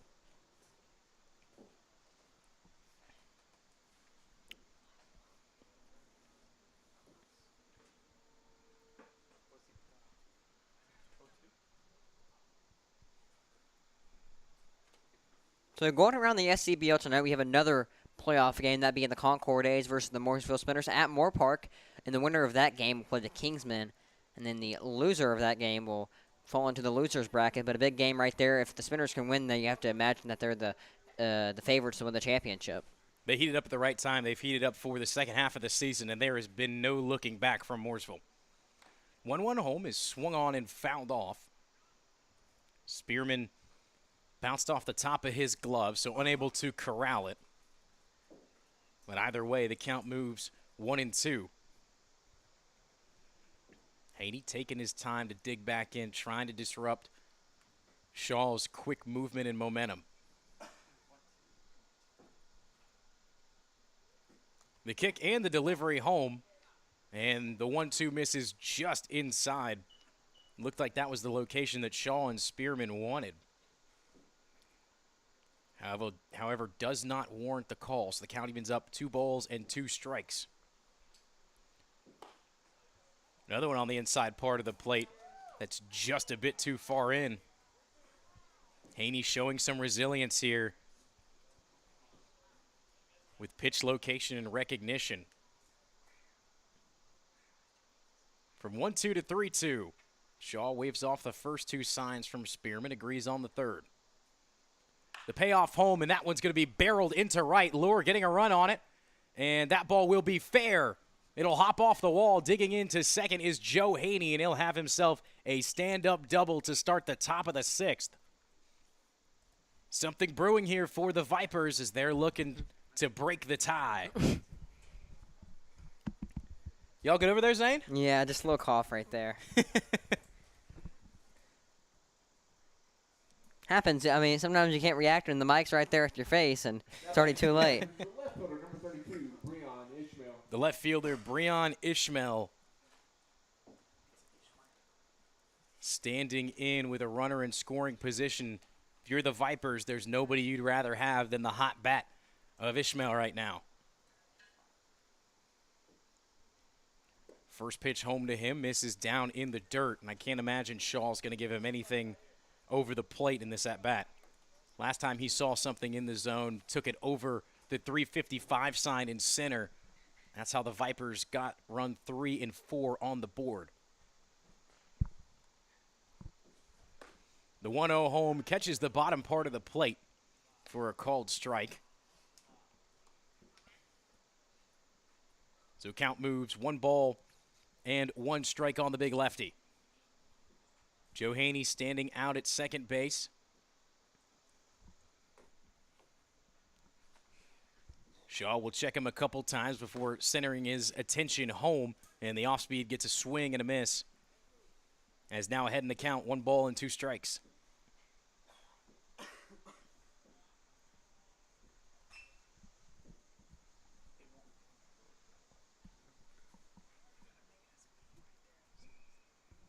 So Shaw, quick check back to second. Now fires home the 1-2. Missing on the outside part of the plate, trying to get Ishmael to chase. And one thing to look at for Shaw is that, late in this game, going to the top of the 6th, already pitched 5 innings, so the wear and tear on his arm is going to play into effect. We might see him miss some locations here as he run the count full right here. So we'll have to play that into effect. Manager Sean Stevens got to say, hey, when do I bring in Whitaker in this game, or maybe Wilson Lore? Have to play it by ear. Obviously, you want your pitcher to go long, but can't throw him too long and then risk the Vipers being up by multiple runs. Back-to-back pitches missing in the exact same location for Shaw. The payoff pitch. In and away, or in and down low. And when I was talking about arms, when you look over to that Link Norman Copperheads bullpen, we do see 2 guys warming up, so we'll try to get on a read on who that is over there, and maybe a replacement for Shaw is coming in the coming seconds. So we will have a meeting at the mound. Infielders will gather out at second as Sean Stevens having a chat with both Spearman and Shaw. As it looked like the man who just committed to Winthrop not too long ago, but a week ago, Grayson Barger is up and warming up in that Lake Norman bullpen. So he pitched a night ago, a night ago, against the Kingsmen down in York, South Carolina, in that bottom of the 9th inning, and only a pitch on 1/3 inning there as he came in relief for Zach Will. So still a pretty fresh arm, but still not full rest as you fully expect from normal relievers. So our home plate umpire coming in and breaking up the long mound meeting. So Spearman will head back behind the dish as the first baseman, Caleb Freeman, steps in with 2 runners on. And when you're talking about relievers and rest, you see that quality and the best relievers in the MLB, maybe they get a save on a Monday night, then they have to come back out on a Tuesday night. It's a 4-3 ball game. And hey, you got to go out and give me 3 outs again. And relievers have to be able to go back-to-back nights without, their arm just blowing up on the second game. Shaw clips the jersey of Freeman, so they will now be loaded as, like you had said before, the wear and tear on the arm, especially going this deep in the game, as it feels like a situation where Shaw may not have come out to start this inning, but does with the situation the Copperheads are with pitching. And with the 3rd mound meeting here, you got to believe this is the end of the night for Jacob Shaw, and it is, as we have a new pitcher on the bump. We'll be right back from Cox Mill High School with all the information on our new slinger in just a moment.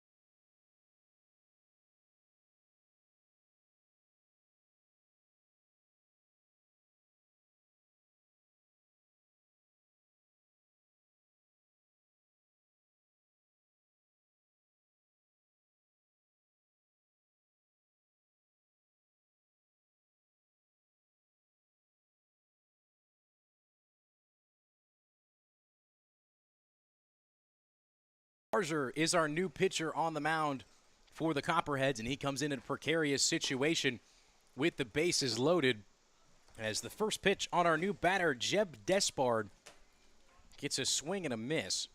So Barger will start out his appearance 0-1. The designated hitter, Despard, batting in the 6 hole, coming in a big situation here with them loaded. As a ball away moves the count to 1 strike. Like Zane had mentioned earlier, Jeb Despard, one of the 8 contestants in the home run derby at Moore Park. So he's got a lot of power. As they will check and say he went around, so that will be strike 2. Barger, 3 straight breaking balls to start off his appearance. Yeah, Barger coming in a bad situation here, just like he did against the Kingsmen, but has to work out of it, has to be on damage control. If this is a 1 or 2 run ball game by the end of this inning, you have to be happy if you're Barger. That's a great block right there from Jordan Spearman. His catcher helping out right there, and Spearman's been a brick wall all night for Lake Norman. The 4 straight breaking pitch out of the hand of Barger. So looking to lock in here against the ever-so-dangerous Jeb Despard. 2-2. Fastball down in the dirt. So Barger looking to mess up the timing of Despard, however, cannot get the location down. So now the count moves 3-2. They're loaded with nobody out. Nowhere to put him if you're Barger. Payoff home. And it'll be ball 4. Looked like there was a chance Despard went around, but he held it back. So The walk will bring in a run, and the Vipers take a 5-4 lead in this ever so important elimination game. Yeah, so important. So, unfortunate if your bars are right there. Almost got the guy to go. Just didn't go around just enough for the field umpire's liking. As we do now see the home plate umpire and the field umpire having some discourse here about that call possibly, or just going out of his normal position. So Starnes will come into bat as a pinch hitter, as he will replace the shortstop Ben Hodge. Hodge with a single and a strikeout to his name, as the Vipers call on Starnes in a big situation. A guy who normally, so far this season, we've seen get a start. However, coming off the bench here and looking to come up big for the guys in white. And I know it's late season, but if you want to prove why you should be in the starting lineup, these are the opportunities. If the Vipers do win this game and they do advance to the next game, you have to say, hey, if I get a big hit here, coach, put me in the starting lineup. I deserve to be here. First pitch to Starnes misses low.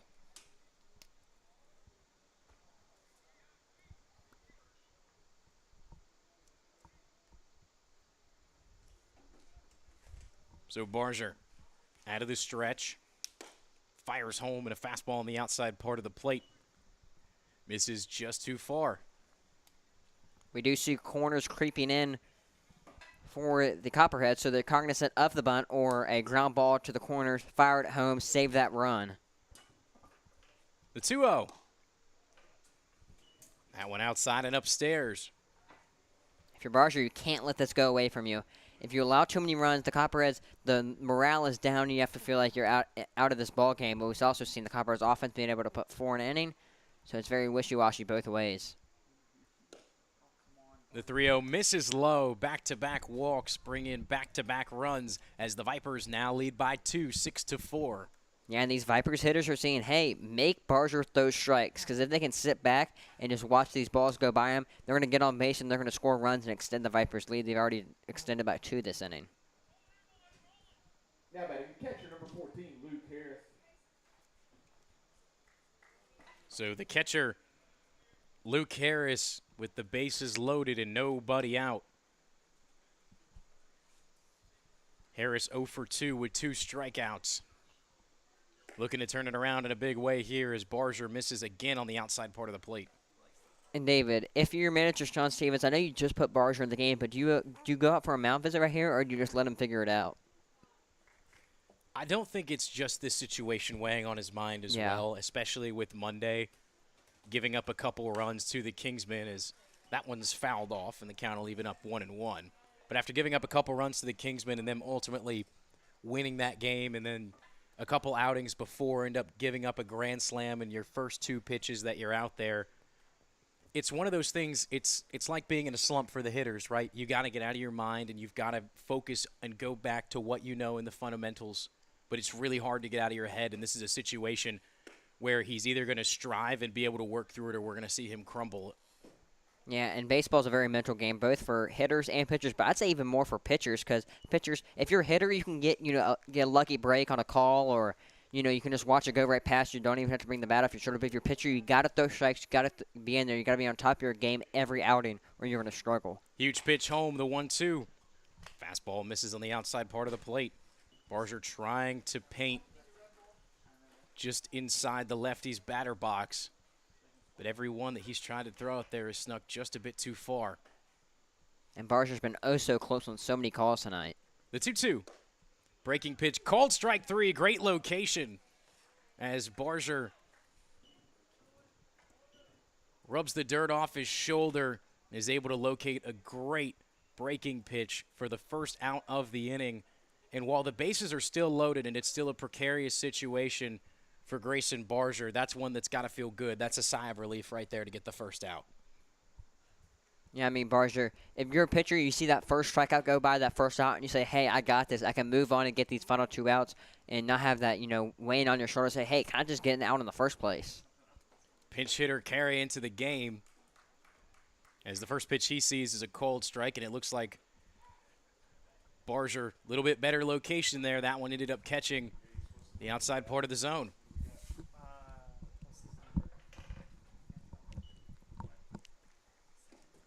That one goes by for a strike, so Barger back-to-back strikes here, feeling a groove after struggling early. And it's all down to the mental part of the game right now for Grayson Barger. This is about finding yourself in a big situation. You've dug yourself a hole. Now how can you get out of it? How can you prevail?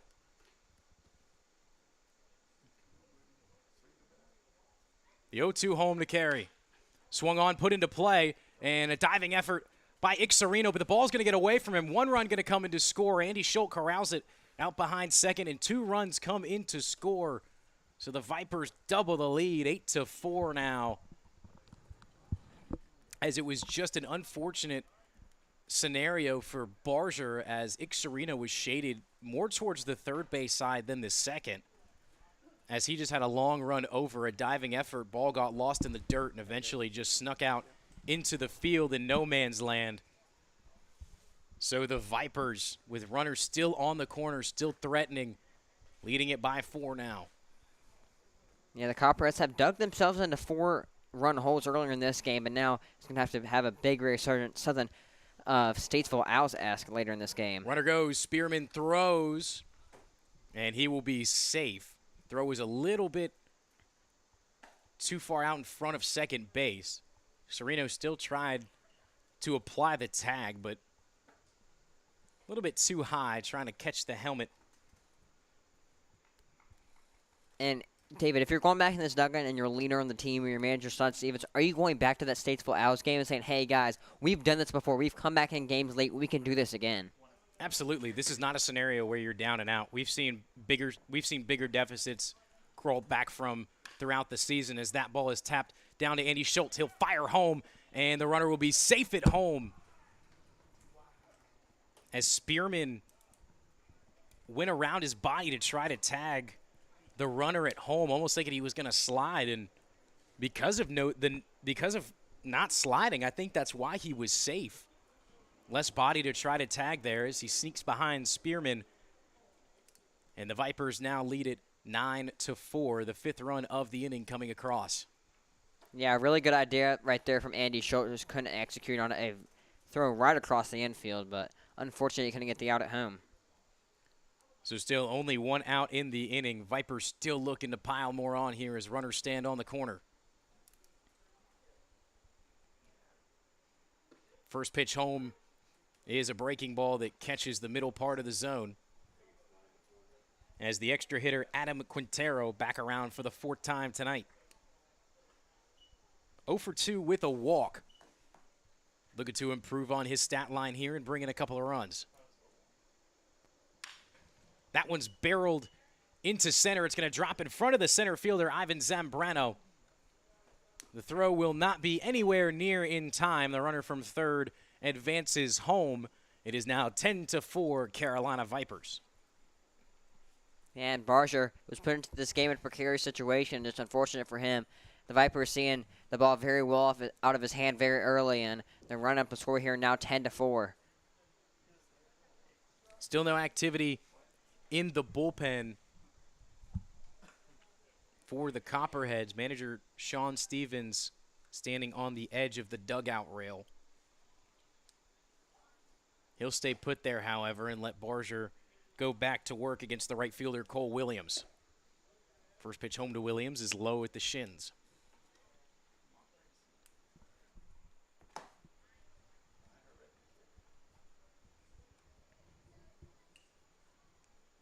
So we do have those runners at first and second. An opportunity to turn 2 here and get out of this inning if you're the Copperheads. The 1-0 home breaks too far down into the dirt. Spearman having to block it up. And Spearman, what a great addition to this ball club. Had those 2 catchers leaving mid-season, and Spearman coming in, filling in that role perfectly, especially with Andy Schultz moving around to different positions this season. Barger looks in, delivers the 2-0. That ball's put in play, but just sneaks foul as it rolls down the wall past the first base dugout. So 2 balls and 2 strikes on Cole Williams. The third baseman, Joe Haney, standing on deck.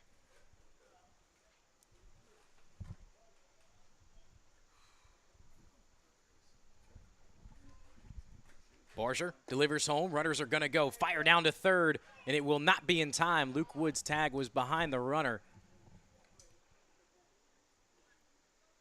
So both guys move up. A ball is the call at home, and now a 3-1 count on Cole Williams.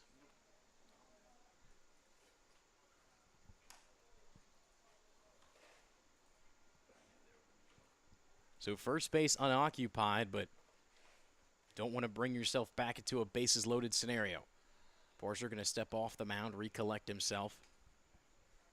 Got to find the strength to bury deep and get a good one here.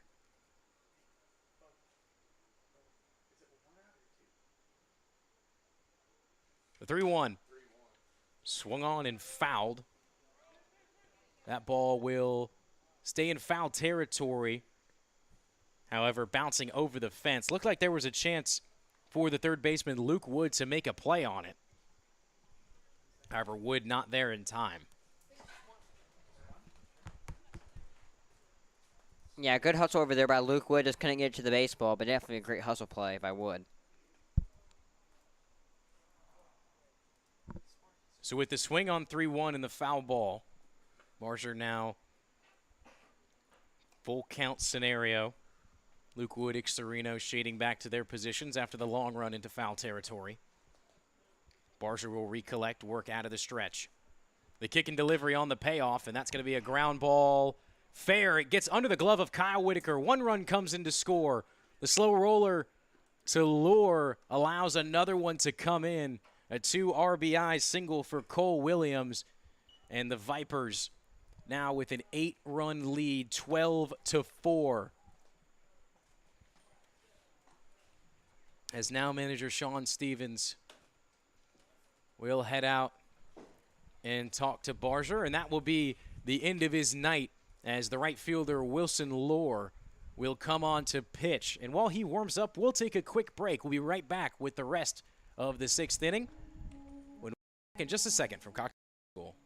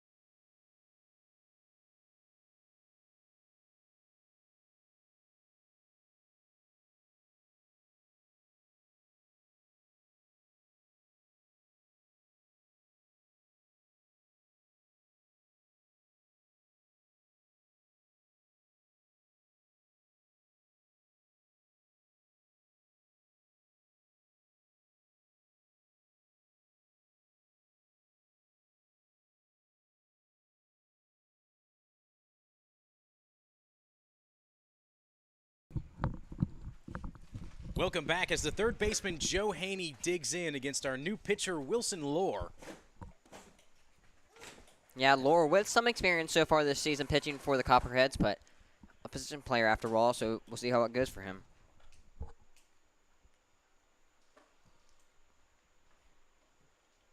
That went outside for a ball. So the count evens up at 1-1 for Lohr. As we see that infield shaded all the way to the right for the big lefty. As we've seen that a lot tonight for Lake Norman. Haney 1 for 3, a double in his previous appearance. Lohr misses with another one on the outside part of the plate to the lefty. So the count now moves to 2-1. Vipers still with a base runner standing over at first as Williams had the 2 RBI single to get us 12-4.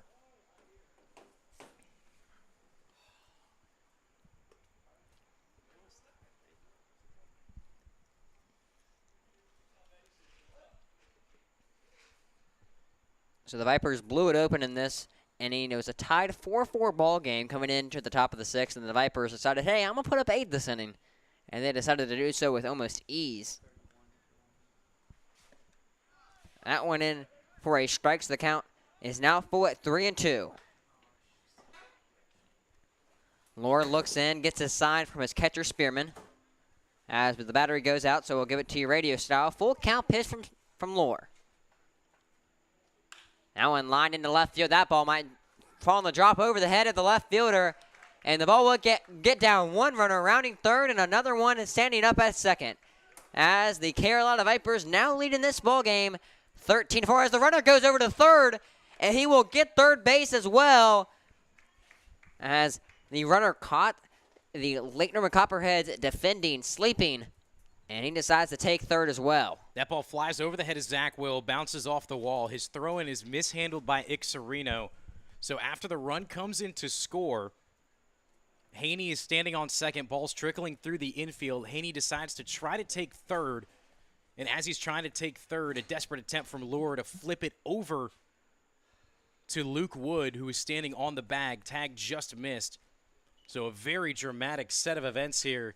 Unfortunately, couldn't bring to you via the camera as Lohr misses another pitch on the outside part of the plate. Breon Ishmael back up to bat for the Vipers. 13-4 is your score. The 1-0 home misses inside as Lohr not trying to pump some heat on these, just trying to focus on location. We've seen Lohr do some really good things on the mound so far this year, especially for a position player, as this one is batted out towards the gap in left center. Both guys coming on, and the left fielder, Zach Will, being called off. Ivan Zambrano comes in to make the play, but with that ball being back at the edge of the track next to the warning track, the runner will come in to score. So 14-4. As the Vipers with 10 runs in the top of the 6th.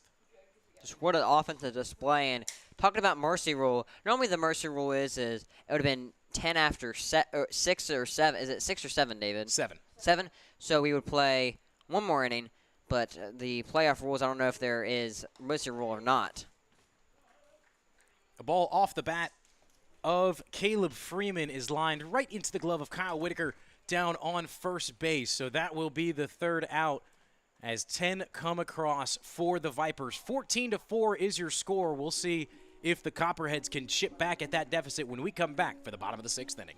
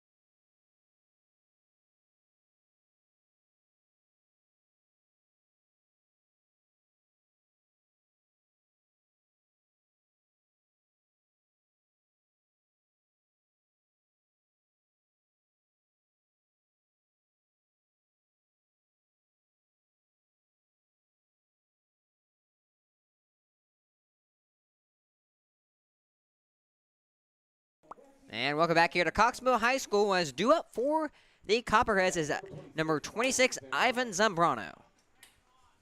Due up this inning for Lake Norman is 6, 7, 8, Ivan Zambrano, Zach Will, and Jackson Leck. As we already have a mound visit before any pitches are thrown in this inning.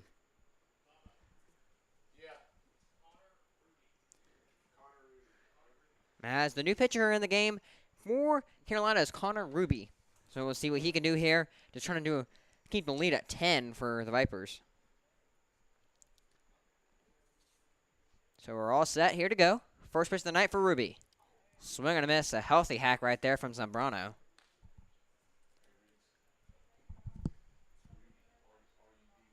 Rudy. Okay. Excuse me, it's Rudy, not Ruby, as I misheard from down below. That one misses low. Count evens up at 1-1. Great pitch selection from Rudy. So Rudy, the big lefty, gets the sign.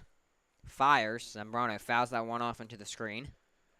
As Rudy is replacing Aaron Diaz. Diaz a great night. Through 5 innings, only allowed 4 runs, and just shut it down for the Vipers and allowed that offense to really show their worth in the top of the 6th. Copperheads trying to stop the bleeding or get some runs back. 1-2 pitch from Rudy. Zambrano swings, and that'll be corralled by the Vipers' third baseman. Throws it over there to Freeman. Can they get Zambrano? They do. Good play over there by Joe Haney. Had to charge at that baseball and fired across the infield to Freeman for out 1.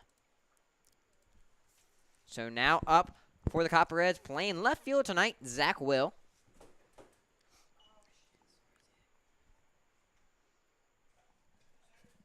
So we are in the bottom of the 6th. That mercy rule comes into effect in the 7th inning.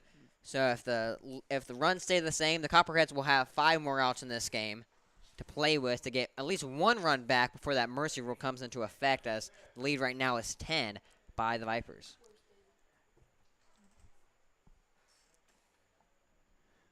The run rule is 7 runs at 7 innings. So if you have above 10 after 7, excuse me. Can't talk tonight. So we'll see if that 10 after 7 rule comes into effect. Out one, a called strike by the home plate umpire.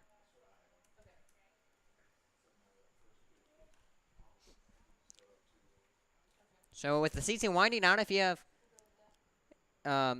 been enjoying the broadcast so far this year, we really appreciate it, as the Copperheads, if they do not hold on, they will be eliminated from the SCBL playoffs, and their season will be over until next summer.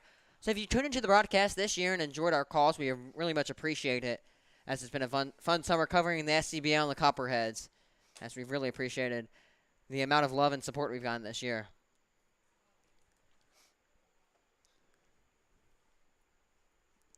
Lefty on righty matchup. Gets a sign from Harris. 2-2 pitch. Fouled off over the screen and into the softball field, so the count will stay even at 2-2.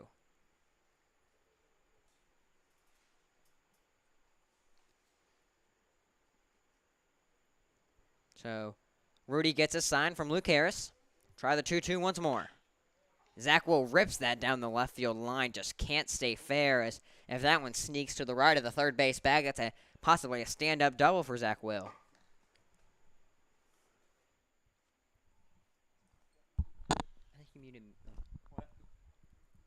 So the count will stay at 2-2, as Zach Will is putting together a really good at-bat here, really making him work for it.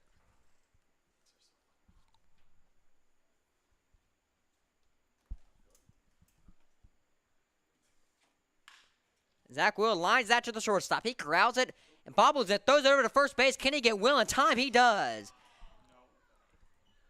As the speed of Zach Will just can't beat up the throw from Ben Hodge, as Hodge looked like he fielded it cleanly. The bob went a little bit, had to fire it across the infield over to Freeman for out 2. So 2 quick outs for Carolina. And we'll see if the DH Jackson Leck can start a 2-out rally for Lake Norman.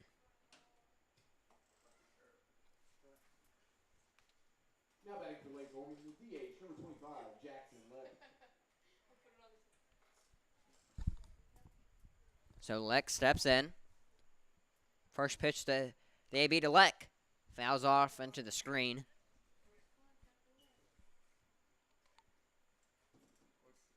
As if that 10-rule deficit for the Copperheads stays and we go into the next inning, they'll have 9, 1, and 2 up. So after you get after Jordan Spearman, you have that top of the order to get that one run to keep playing and keep their dreams alive. Leck watches that one go by, so he quickly falls down in the count 0-2.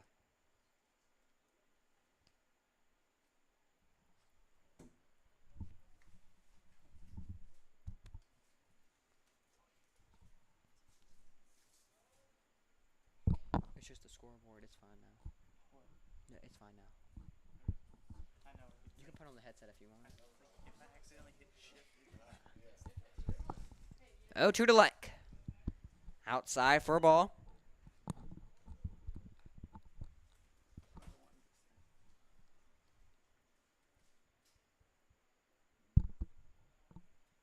So if the Vipers advance here, it'll be interesting to see how the rest of the SCBL playoffs pan out. As we were talking earlier, the favorites right now are the Morrisville Spinners to repeat, but I feel like the Kingsman Baseball Club will have something to say about that. As the Kingsmen were only one game back of the Spinners for first place in the SCBL this season. That one low and outside was a good pitch right there, but Leck a good eye.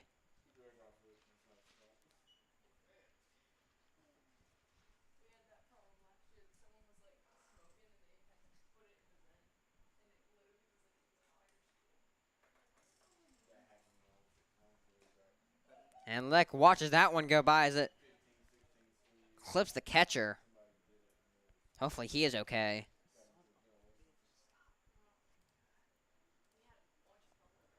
As he's having a discussion with his pitcher. And the home plate umpire also coming in on that. As they are still conversating. Hopefully Luke Harris behind the dish can shake it off and continue in this ball game. And it looks like he will be able to. So that is a fortunate thing to say. You never want to see somebody hurt, especially in a summer ball game where these guys are just trying to have fun and improve their skills before they go back to possibly a new school in fall ball or going back to a returning school trying to get more play time. A lot of these guys in the portal as well. 3-2 pitch to Leck.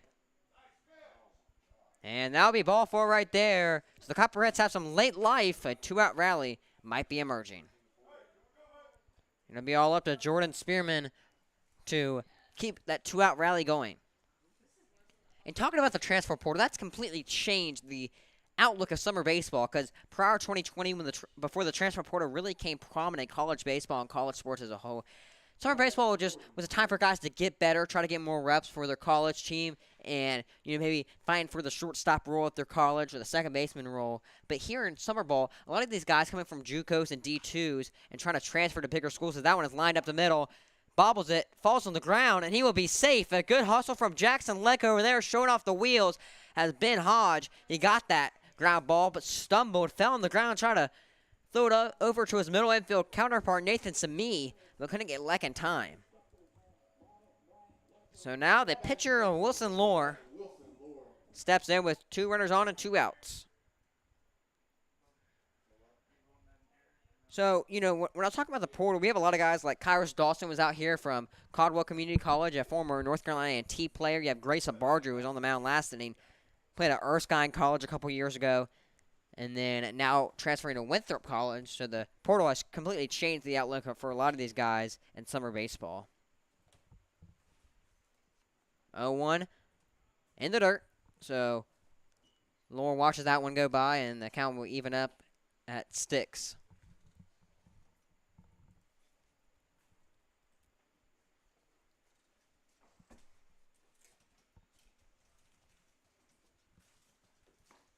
A 1-1 to Lohr. That one's right down Broadway for a strike.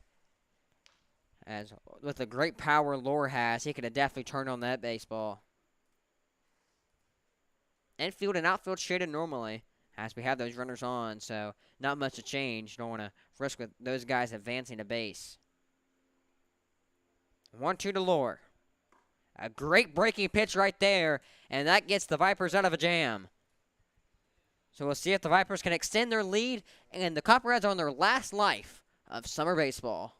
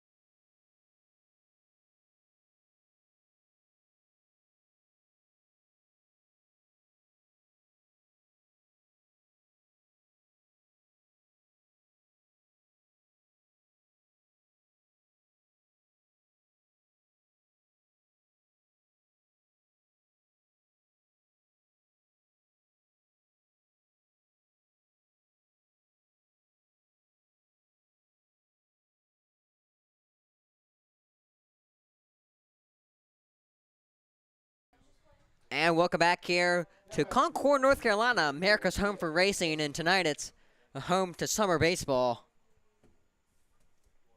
As thank you sticking with us late in this ball game. Late on a Wednesday night, 9:22 Eastern Standard Time. If you would want to tell us where you tuning in from, we'd love to hear if you're on Eastern Time or across the nation. I know a lot of Copperheads are from all across the country and Vipers players as well. So if you're tuning in, tell us where you're tuning in from, as we would like to see how broad of an audience we have here in the SCBL. That one misses high for a ball. And we saw earlier in the season that the Copperheads had a lot of guys. Normally in these summer ball teams, a lot of guys from the Charlotte metro area or maybe more farther out when you talk about Salisbury or Waxhaw, more over there. But this summer, there's guys from all over the nation on this Lincoln Copperheads roster. So Lore back out on the mound. Foul tip. And the count evens up at 2-2. Lore's been doing a relatively good job on the mound, as he's done really all season. And you can't much more out of a position player on the mound.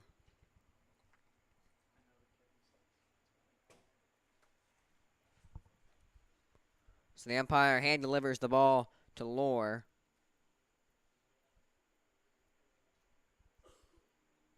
Picks up the rosin bag, throws it a few times in his hand.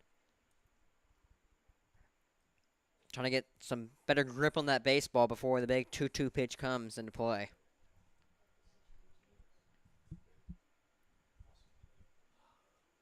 Pitch from Lore. That one low in the dirt, and that would actually be ball 4. So that walks the batter, and Lore will have to deal with a runner on very early here in the top of the 7th inning.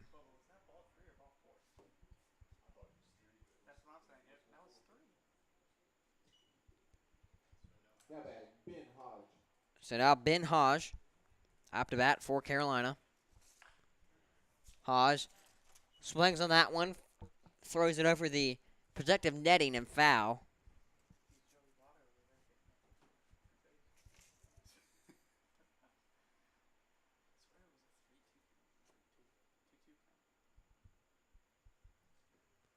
That one low in the dirt. Count evens up at 1-1.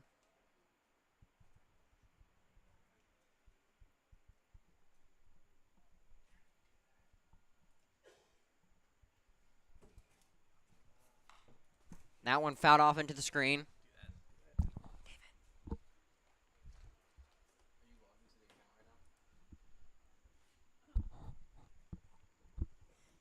The count goes to 1-2.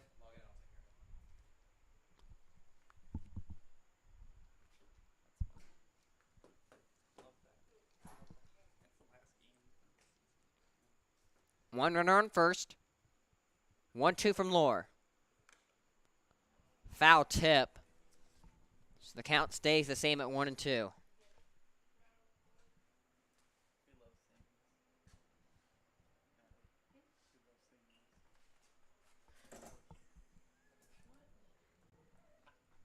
We'll try the 1-2 once again. Runner going. Spearman throws down to second, but not in time.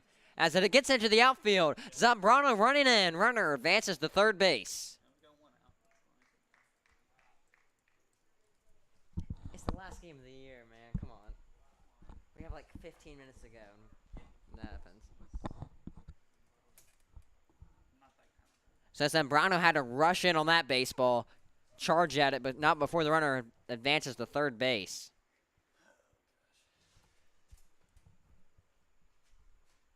Thank you, David. So Lore looks in. Spearman squats down and now gives the signs to Lore. Runner standing on third. No outs in the inning. As that off-speed pitch misses high for Lore.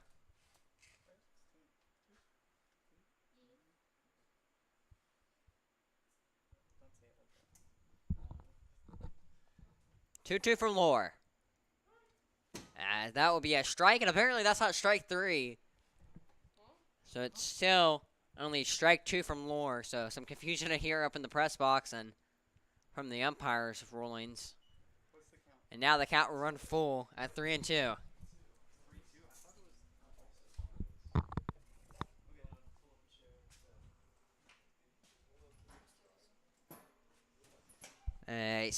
A good fly ball in the outfield might just score the runner. That one line down the third baseline foul. And the points of that runner, you might say, hey, it's a 14-4 ball game. Why do you need that runner? Well, if you have that runner and you extend your lead to 7, that makes the Copperheads get 2 runs on the board in that bottom of the 7 to extend this game.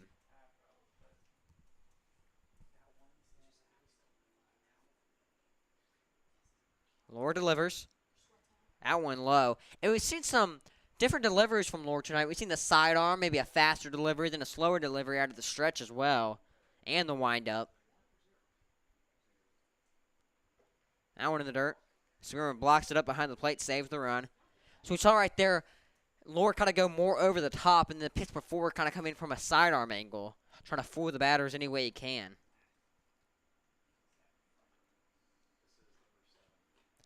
Almost kind of Nectar Cortez-esque as he did against Shohei Ohtani earlier in the year. Was kind of throwing everything that he had in his bag of tricks at Ohtani early in the year with the different arm angles. And that's what Lore's doing right now.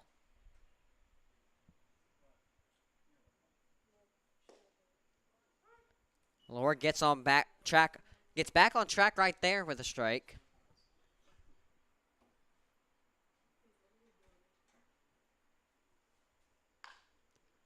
Down to the third baseman. The Copperheads will turn run. Can they get to?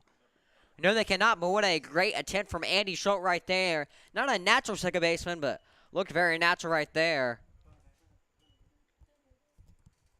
We have a 5-4-3 double play attempt right there, but just not in time to get the runner. And also a Carolina Vipers runner scores. And I think the looming bottom of the 7th inning and possibly the ending of the season is kind of coming on these players and the people in the dugout as something that they built 2 months towards might just end in a span of 3 hours here tonight.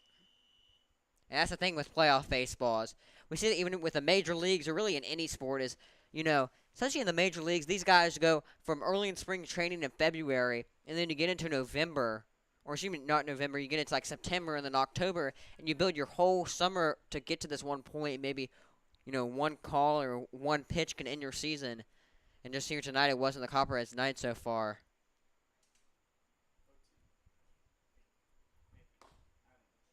That one misses outside.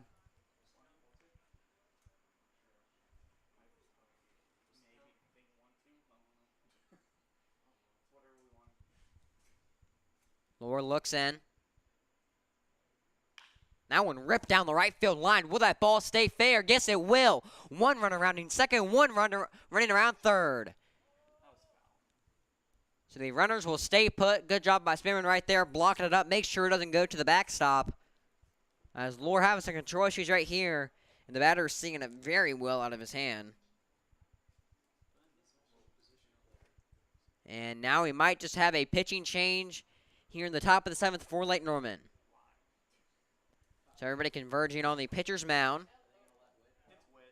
And we might see Kyle Whitaker come in to pitch. There's still some players talking about it. And we do see Wilson Lore step off on the mound. And it looks like Kyle Whitaker is the man in charge on the rubber for Lake Norman. So we'll let him warm up. And we'll be back here at the top of the 7th here at Coxsville High School.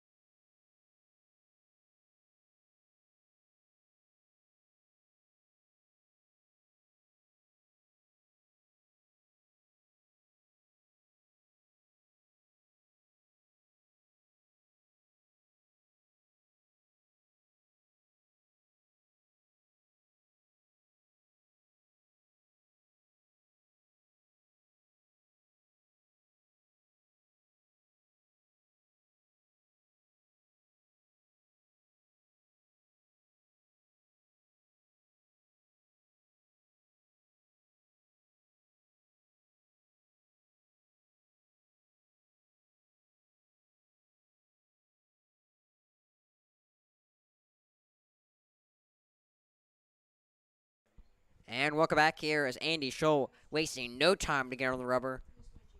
As the man from Campbell University. Normally a catcher playing second base tonight, and now on the rubber, so going a little bit of everywhere. As that one gets Spearman. Looks like right in the abdomen, chest area. So hopefully he's okay. We see someone coming out of the Copperheads dugout as that really got Spearman, and hopefully he's able to shake that off. So we'll let Spearman shake that off, and we'll be back here at Coxsville High School in a moment.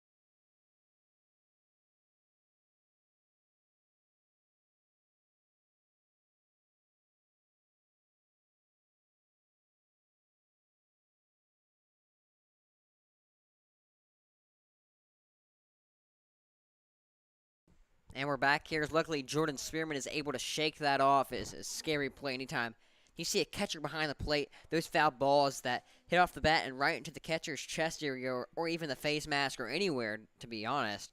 There's no time to react how close those catchers are to the batter's bat. And just got to hope for the best. And the best happened right there as he's able to get behind the plate again and keep catching some baseballs here tonight. And here in the top of the 7th, maybe his last inning as a Copperhead.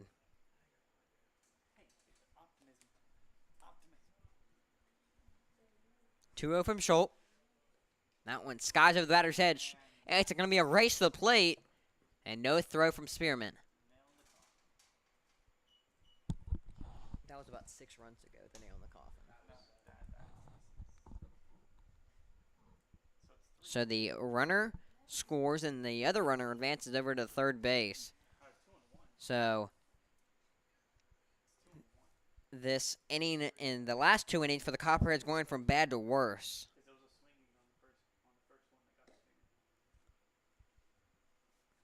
That one not good for the umpire's liking.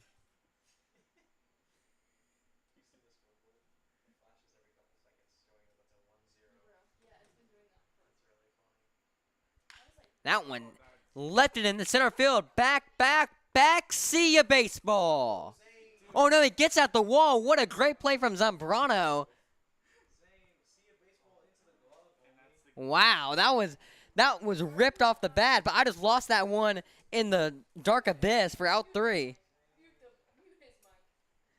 So we'll be back here for the bottom of the 7th. That is the last 3 outs for the Copperheads.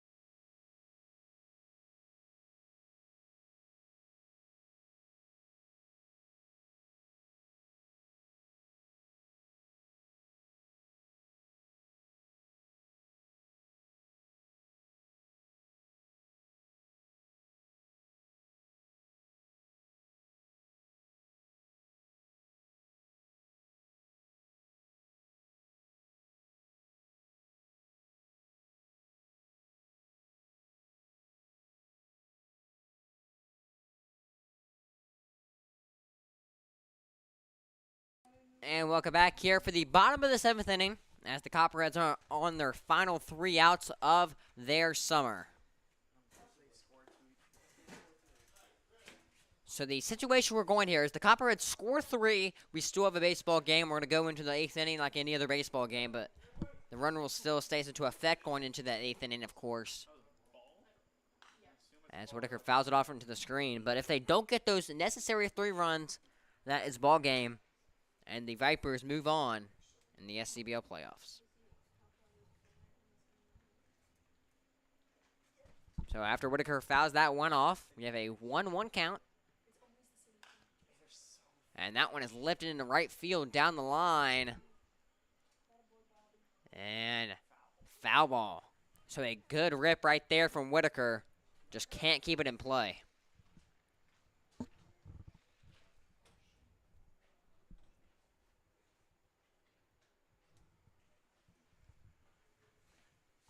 So, after Whitaker fouls that one off, he has to step back into the box.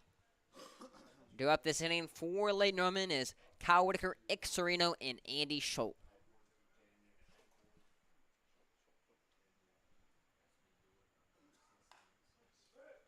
Fouled off in the screen, so Whitaker making a nice out at bat right here.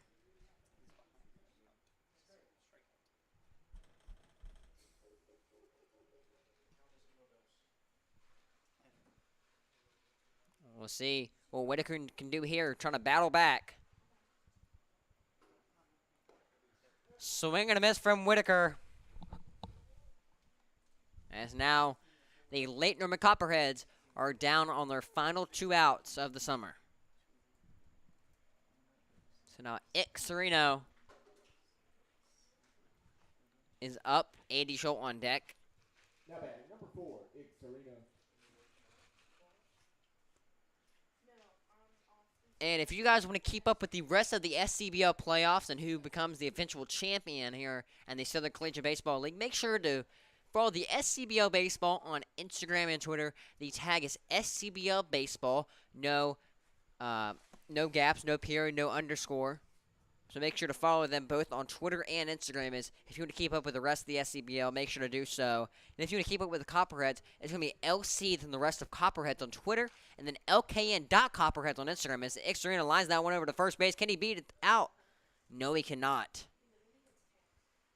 So there's one more out possibly in this Copperhead season. So looking at that Spinners and Concord A's game, the Spinners lead the A's 5-0 bottom 6 as that Spinners pitching rotation has been dominant all season, and they're being dominant here in the playoffs.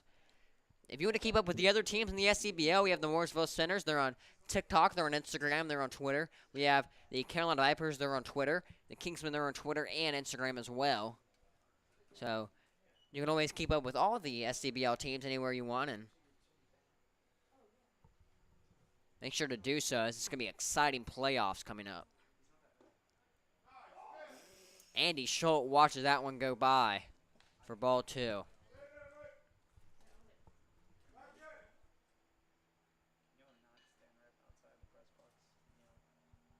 Two to Schultz. That one is lined into center field. Adam Featherstone trying to get that one. And that will be over the fence, so Andy Schultz gets one run back here. And the bottom seven, it's a ground rule double. Schultz can only go to second, so the run will not score. But Schultz does get a nice double add to his tally, as he's had a phenomenal SCBL campaign. Definitely one of the bright spots in this Copperheads lineup this year. So it's now up to Luke Wood, as he has to get 3 runs in this inning to play more baseball. So Luke Wood can't do him by himself because there's only 2 outs available right now, but just getting on base, getting those base hits, and having a magical 2-out rally here. Now one low in the dirt, Schultz will advance to third base. But Schultz really not the main issue. It's the man that's standing on deck right there, that being Ivan Zambrano. Zambrano showed off his home run display on Sunday night, and a home run here would be critical if you're the Copperheads, because that would play some extra baseball going into the 8th inning.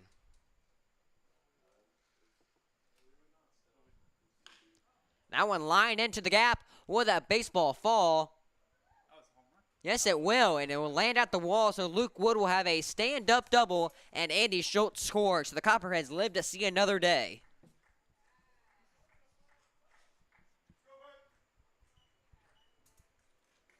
So Schultz strolls into home.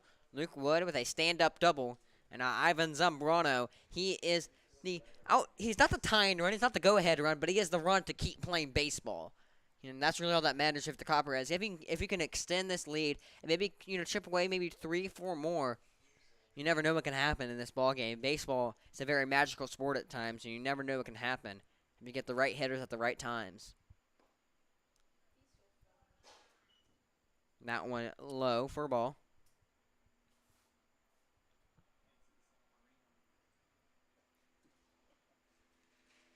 1-0 to Zambrano. Good job holding up right there, but it's a called strike.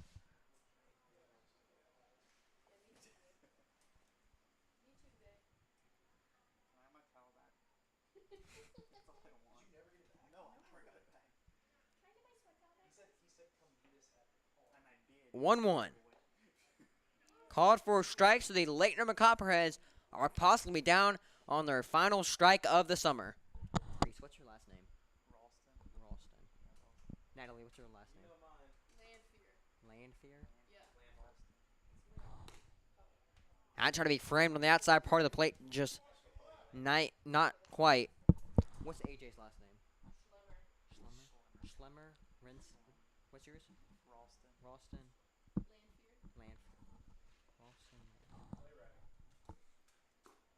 Now we're in the dirt, so the count runs full.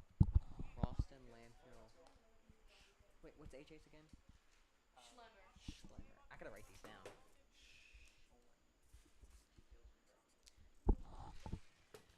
3-2 pitch to Zambrano.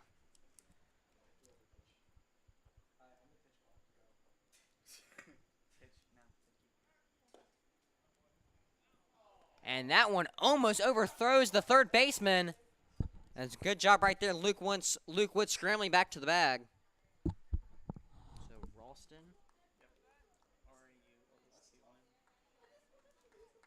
Now batting number 29. And then Zach Will. Natalie Lanfear.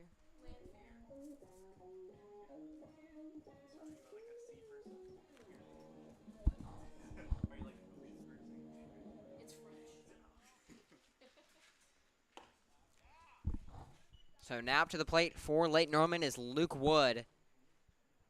As that run to keep playing baseball was over there at third base. Or at first base, excuse me. And that one almost clips Wood. But does not, and the runner will advance over there to second. So a hitter's count here for Will as a ball in the gap. Advances us to the 8th inning.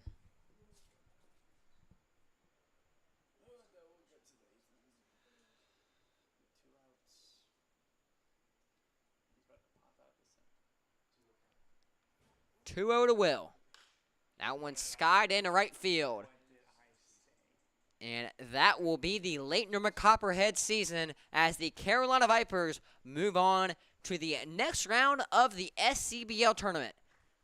So the Copperheads go 2 games and 2 losses in the SCBL tournament. An unfortunate turn of events to end their season. But what a great season for the Copperheads, and good luck to the Vipers going into the rest of the SCBL season. So it's been a pleasure this season calling all of the home games for the Lake Norman Copperheads. For me, Zane Metz, we have David Katzenmeyer, we have AJ Schlemmer, Reese Ralston, Natty Lanfear, Clay Redding, all the people that's helped out on the broadcast this year. It's been such a collective effort. All the guys helping us with Coxmill Sports Network, lending their equipment here in the beautiful facilities here at Coxmill High School. We appreciate everyone who's tuned into a broadcast this season, and we thank you. We'll be back here next summer at a location to be named. So thank you for tuning in all summer. Have a great rest of your night.